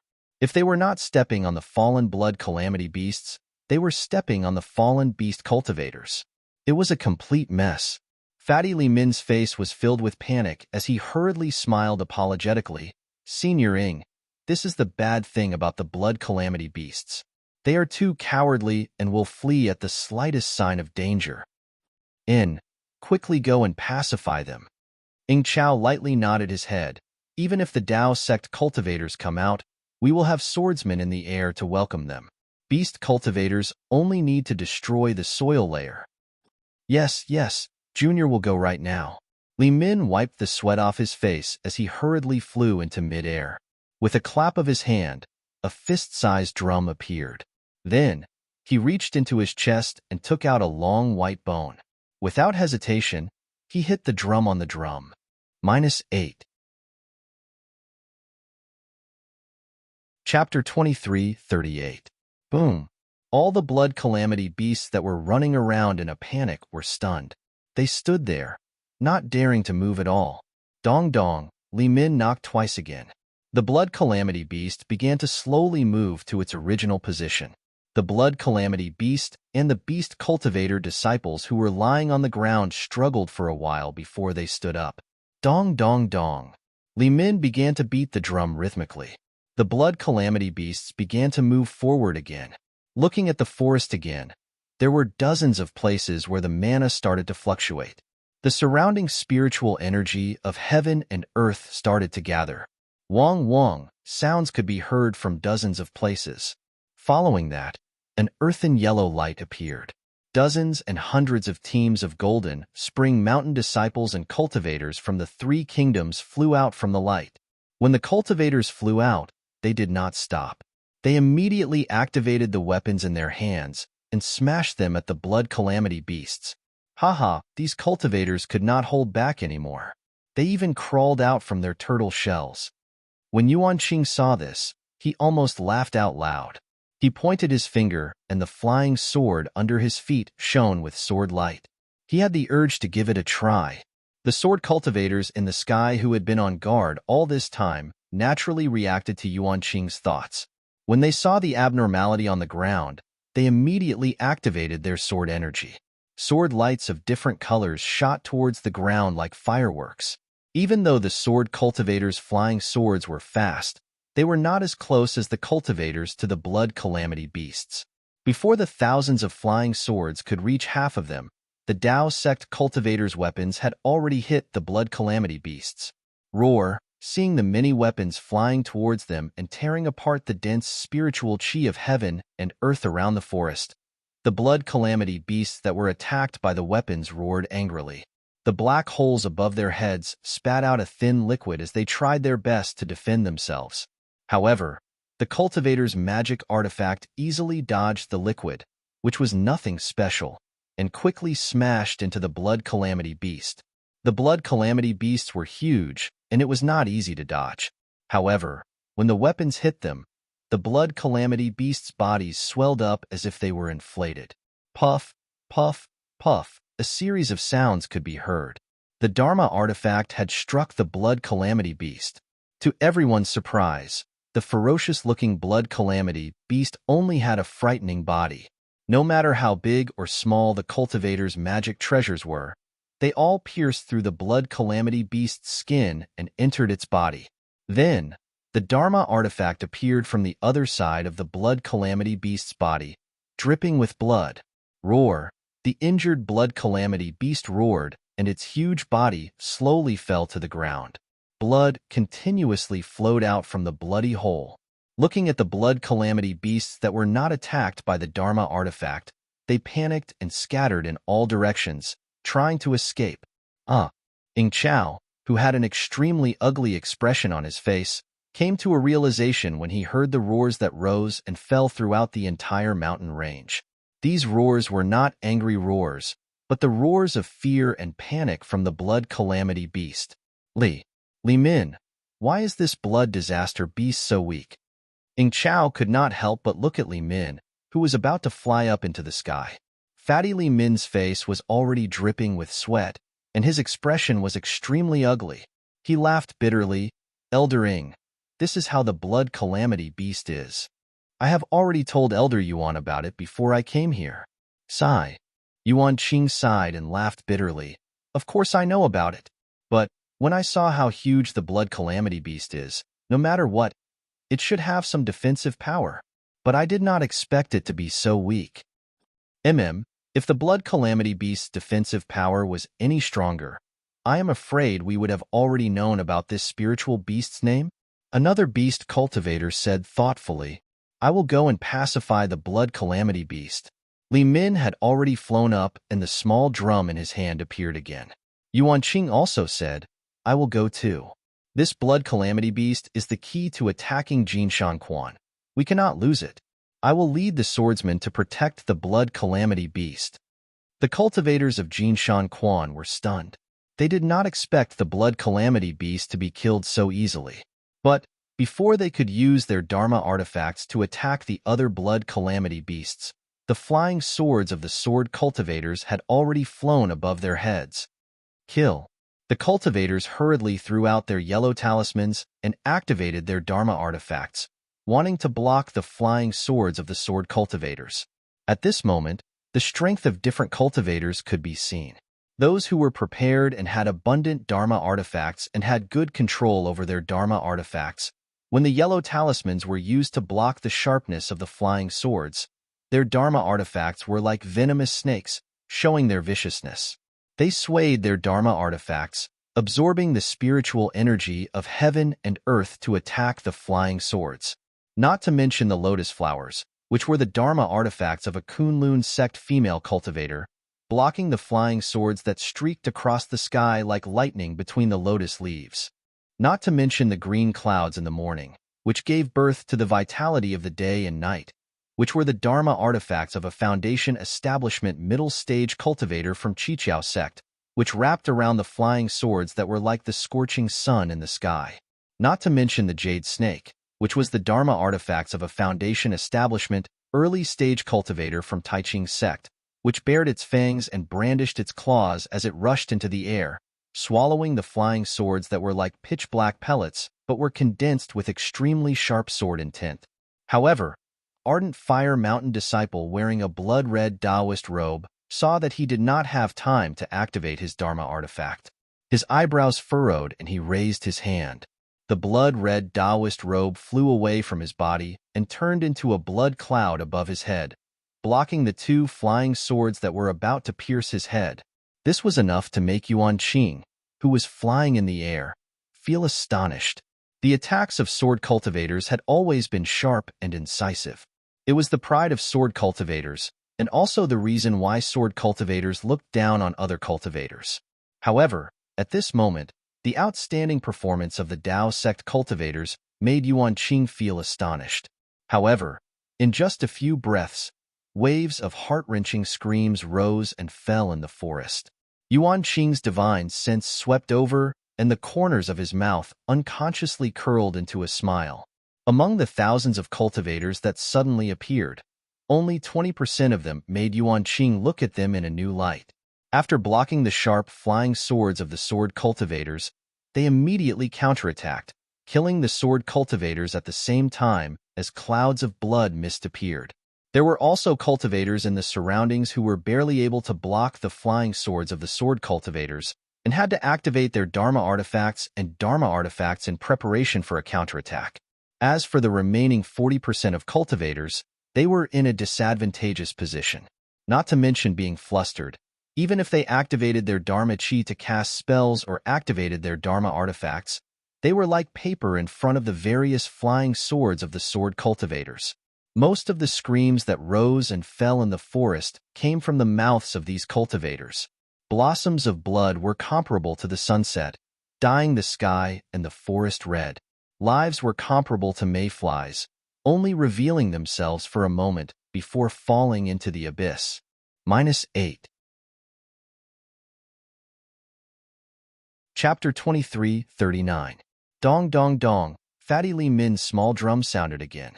Instead of saying that it was a secret skill that he used to pacify the blood calamity beast, It was more appropriate to say that he was pacifying the hundreds of sword cultivators and cultivators who had lost their lives during the battle. The blood calamity beast gradually calmed down, but its eyes were filled with excitement. The blood-red color that flashed across the entire forest was provoking the blood calamity beast's desire. Rumble, pong, pong, pong. All kinds of sounds and brilliance flashed on the battlefield. Corpses and fresh blood became the main melody in the eyes of the cultivators and swordsmen. Wang, seeing that the swordsmen had gained the upper hand and the beast cultivators swooped down from the sky, the forest emitted an earthy yellow light, and waves of spiritual power appeared. The cultivators who had been fighting hard finally relaxed. They formed a spell with their hands, and with a flash of light, all of them disappeared into the ground. Of course, at this moment, there were still dozens of cultivators who could not dodge the sword cultivators' flying swords, and their corpses were left in the forest. Roar! The blood calamity beasts that had lost a portion of their lives were suddenly excited. They leaped up and rushed toward the corpses that were scattered all over the ground. Blood-red tentacles extended out from the black holes on their faces. These tentacles had jagged protrusions that were about an inch long. These tentacles wrapped around the bloody corpses, and with a slight twitch, the blood calamity beasts tore off large chunks of flesh from the corpses, and with a slight flip, they were thrown into the black holes of the blood calamity beasts. Quick! Stop it! Yuan Qing was furious. Among the corpses, most of them were cultivators, but there were also many sword cultivators. He could not allow the blood calamity beasts to feast on the corpses. Yes, yes. Fatty Li Min wiped off the sweat on his forehead again, and his hands quickly hit the small drum. The sonorous sound of the drum resounded across the battlefield. When the blood calamity beasts heard the sound of the drum, they were first agitated, but then they gradually calmed down. However, the blood that filled the battlefield spread in the mouths and minds of the blood calamity beasts. Gradually, the blood overwhelmed the sound of the drum, and the blood calamity beasts became agitated again and rushed toward the corpses. Damn it! Yuan Qing was furious. He waved his hand, and a green sword gleam flashed. Two blood disaster beasts that were devouring the sword cultivator's corpse fell to the ground. However, there were more blood calamity beasts than corpses to begin with. As soon as the two blood calamity beasts fell to the ground, the other three blood calamity beasts rushed over and continued to devour the corpses. Yuan Qing waved his hand again, and the three blood calamity beasts fell to the ground again. The 5 blood calamity beast corpses blocked the 2 sword cultivator corpses, and no other blood calamity beast charged forward.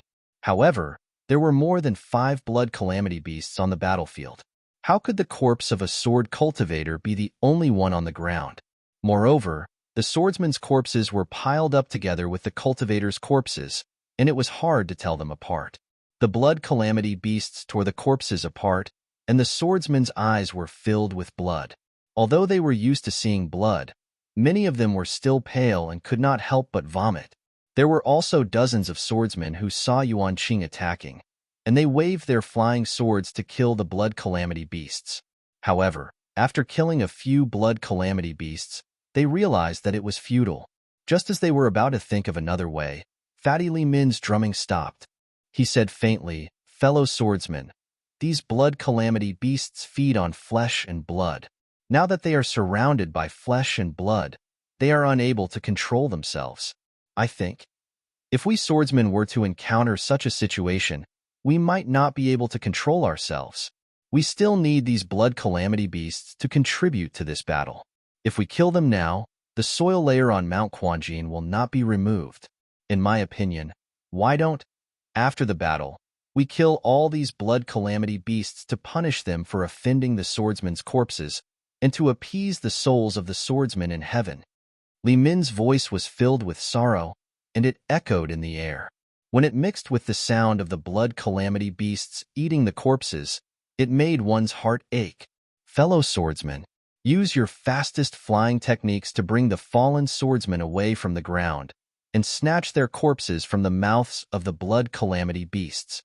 Yuan Qing and Ing Chao flew up at the same time and said loudly, "They used their lives to protect the honor of swordsmen. We cannot let their corpses become food for the spiritual beasts. But don't hurt the blood calamity beasts. With them, we will have fewer casualties, and we will be able to kill the cultivators of the Tao sect. Yes, many sword cultivators had tears in their eyes. They responded at the same time, and their figures shot into the forest like lightning. As for the bird cultivators flying in the air, they let out sharp cries as they swooped down. Within Mount Quanjin, Tu Hong narrowed his eyes, coldly staring at the curtain of light. He looked at the bloodstains on the battlefield, and at the corpses in the mouths of the blood calamity beasts. No wonder we didn't know about these blood calamity beasts. Lan Xian muttered to herself, her face cloudy and uncertain. All of a sudden, Tu Hong, who was sitting upright on the chair, moved. His hands formed a seal, and a ray of light hit the Mitsubishi's magic tool. Immediately, a fiery red ray of light shot out from the magic tool and rushed to all sides of the cave, disappearing without a trace. Great General, do we still want to attack? Lan Xian nearly cried out in alarm. Many of the disciples haven't rested yet, and I fear that they haven't even taken pills yet. How can we attack now? I am inferior to you when it comes to managing the internal affairs of Mount Quanjin, but when it comes to fighting, you are inferior to me. Tu Hong's eyes were cold as he looked at the curtain of light. He faintly replied, at this time, the blood calamity beasts are eating. Presumably, it won't be long before they become 100 times more energetic. My Mount Quanjin will soon be broken through by them. Moreover, the sword cultivators are saving their corpses. This is the best time to sneak attack them. My Mount Quanjin has fewer cultivators than the sword cultivators that came to attack, so we are at a disadvantage. If we don't attack now, when will we? Also, the blood calamity beasts are tearing apart the corpses of my Tao sect cultivators. When my Tao sect disciples see this, how can they not kill these spirit beasts? Tu Hong's eyes twitched as he spoke. Yes, Lan Xian's face was filled with extreme helplessness. But she couldn't help but admit that what Tu Hong said was indeed reasonable. Sure enough, even the sword cultivators and bird cultivators would never have thought that the cultivators that had just escaped would suddenly appear. They were caught off guard, and in several breaths of time, even more sword cultivators fell. At the same time, another 20% of the blood calamity beasts fell into pools of their own blood. Kill. The Tao sect cultivators saw their fellow Taoists that had been full of vigor and vitality a moment ago, but now they had all died miserable deaths and had become food for the spirit beasts. Their eyes were already red with envy. Even if they were to be injured, they would still kill these evil beasts that disturbed the peace of the dead. -8. Yes, this subordinate understands. The disciple bowed and turned to leave. Senior 2, a middle foundation establishment cultivator leading the group coldly said, we came to reinforce Jinshan Mountain, but we didn't come to watch Senior 2 and his subordinates put on a show. What business do you have? Tu Hong lightly asked, not bothering to explain. We Tao sect disciples came to Jinshan Mountain as reinforcements because we were prepared to put our lives on the line. However, if we were to die in Jinshan Mountain, our corpses must be left behind and brought back to Rocky Border sect. But what about Senior 2's actions? Other sword cultivators still know to send disciples to retrieve the corpses of their fallen disciples. But the corpses of our Tao sect cultivators were left on the ground for no reason. Not only did they not retrieve them, they were trampled on by the giant beast and were even eaten alive by the giant beast. Senior 2, such a method, isn't it chilling the hearts of our reinforcements? Are you waiting for me to finish? Tu Hong nodded and asked. Also, the yellow talismans on our bodies, although we can enter and exit the array. If the array is not opened, we can't enter the array at all. How is this different from not having any yellow talismans? If the array is not opened, wouldn't we have to fight the sword cultivators to the death? Is there anything else? Tu Hong still nodded. At this moment, a deep voice sounded, reporting to the great general, the disciples who violated the military order have been beheaded. Bring it in. Tu Hong's eyebrows did not raise as he casually replied, yes. Following the sound of that voice, a wave of firm footsteps came in. A robust chi refining cultivator walked in with a vermilion-painted board in his hand. On the board was a large head. It was none other than the Foundation Establishment cultivator who went out to receive punishment. Ah? Seeing that the blood on the board had yet to dry and the two eyes on the head had yet to close, the Rocky Border sect disciples could not help but exclaim. They did not expect that Tu Hong was actually serious. -8. Chapter 23:41. Brother. Tu Hong stepped forward and bowed deeply. He stretched out his right hand and slowly placed it on his head. This too is untalented and can only bring you to this point. From now on, you have to walk your own path. Following Tu Hong's right hand, his head was filled with hatred. He hated that he couldn't die on the battlefield and closed his eyes. Senior Tu, there's no need to do this. The leader of the Rock Border sect disciples said with regret, this fellow Taoist was forced to come here by us. Tu Hong suddenly turned his head and swept his gaze across the disciples. Even the middle stage Foundation Establishment disciples were startled. A layer of goosebumps appeared on their bodies, and they almost took half a step back. Their true essence flowed rapidly as if guarding against Tu Hong. But Tu Hong didn't make any move. He waved his hand and said, take this brother's head and bury it with his corpse. Then tell those who want to go out and snatch their brother's corpse that it's a small matter to snatch the corpse, but it's a big matter to protect Jinquan Mountain. No matter where our brother's corpse is, our heart is to bury them in their graves. Yes, this subordinate understands. The Qi refinement disciples' tiger-like eyes glistened with tears. Also, Tu Hong raised his head and said, if this Tu falls here, you all must not collect my corpse. Let this Tu's flesh and blood coexist with this Jinquan Mountain. Yes, the Qi refinement disciple puffed out his chest and said loudly. He turned around and left. After watching the Qi refining disciple leave, the disciples of the Rocky Border sect looked at each other in dismay. Although they had thought of many countermeasures and hypothesized many of Tu Hong's actions, but this move was something they could never have imagined even in their wildest dreams. Immediately, the leader of the Rock Border sect disciples bowed and said, Senior Tu, this junior was wrong. This is really a big mistake. Please punish us. As soon as he said this, the other disciples hurriedly bowed and shouted, this junior was wrong. Please punish us. Hee. Tu Hong's face that was always calm like water had a trace of a smile. He walked steadily to the front of the disciples and reached out to help them up. He said, you are wrong, but you are also not wrong. The fault lies in the fact that sword cultivators invaded my country of Shi and stepped into the territory of my Sky Patrol city. Yes. Seeing that Tu Hong had no intention of killing them, the disciples of the Rock Border sect felt relieved and smiled apologetically. Although all of you are in the wrong, but all of you are not my Spring Gene Mountain's disciples, and do not understand my Spring Gene Mountain's military rules. This is also my fault. The smile on Tu Hong's face gradually disappeared, and he continued, those who don't know can't be blamed, even in my Quanjin Mountain. Now that we're in the middle of a war, this old man won't say anything unnecessary. Go and guard the formation well. Act according to this old man's orders. If anyone slacks off on the military rules, this old man won't show any mercy. Yes, this junior understands. The hearts of several Rock Border sect disciples trembled as they bowed in salute. Someone come. Bring back the fellow Taoists who came as reinforcements.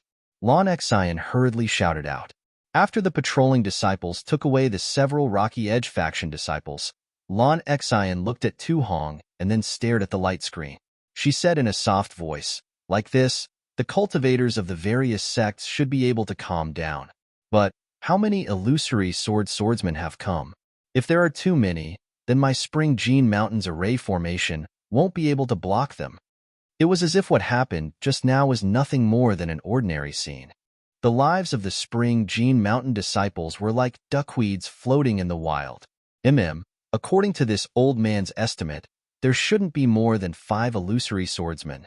According to the intelligence, there shouldn't be more than 4 sword sects attacking Spring Gene Mountain, and each sword sect should have an illusory sword.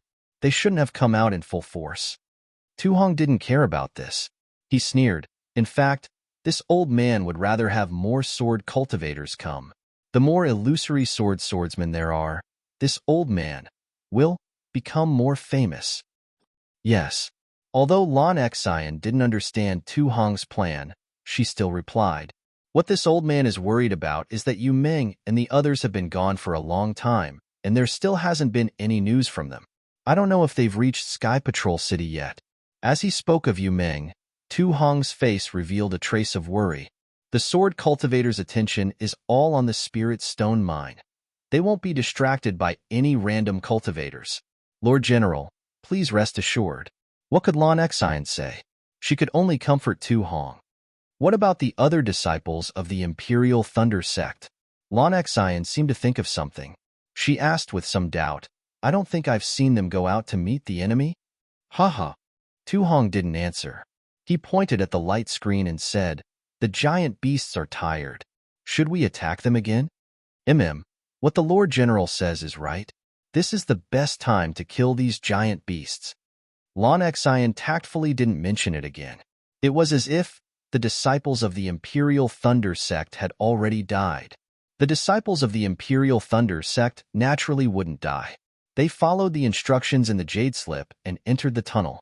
Then, they flew along the spacious tunnel. However, after flying for a moment, the tunnel turned downwards and they flew along several forks. Luckily, the Jade Slip was marked so Cui Hongshan wasn't afraid of getting lost. He picked one of the paths and continued down. After flying like this for the time it took to eat a meal, they arrived at a large abandoned cave. Oh! Xiao Hua's eyes swept over the cave, a bit surprised in his heart. It was obvious that there were many exits in the cave. Not only that, but the inside of the cave was filled with dim, bright flower stones. In the shadows where the light couldn't reach, there were several small, thumb-sized spirit stones scattered about. This was definitely a spirit stone mine that had been excavated a long time ago. It's here. Cui Hongshan looked at the Jade Slip and waved his hand. Let's sit down according to the formation we comprehended before. I will wait for Senior 2's instructions. We will stimulate our magic power and support the array formation with the disciples of Gold Spring Mountain and the other disciples. It's here? Xiao Hua almost wanted to hold his stomach and laugh out loud. This was already the depths of the spirit stone mine. The surrounding soil layer was extremely dense, and his divine sense couldn't reach too far. However, although he couldn't see too far, Xiao Hua would be the first to not believe that this was just a corner of the array formation, and that the disciples of the Imperial Thunder sect could transmit their magic power to the ground from here. It's here. Cui Hongshan saw the disdain on Xiao Hua's face and secretly frowned. Then, he said arrogantly, this is just a corner of Gold Spring Mountain's defensive array formation. Naturally, it's hidden. If you don't understand, then don't say any more. We will follow Senior 2's instructions and just move. Xiao Hua saw that everyone had sat down. It was actually an ordinary array formation planning method. He blinked his eyes and flew up again. Xiao Hua, what are you doing? Cui Hongshan immediately shouted. Xiao Hua will look around. Xiao Hua didn't stop and immediately flew towards one of the passages above the cave. -8.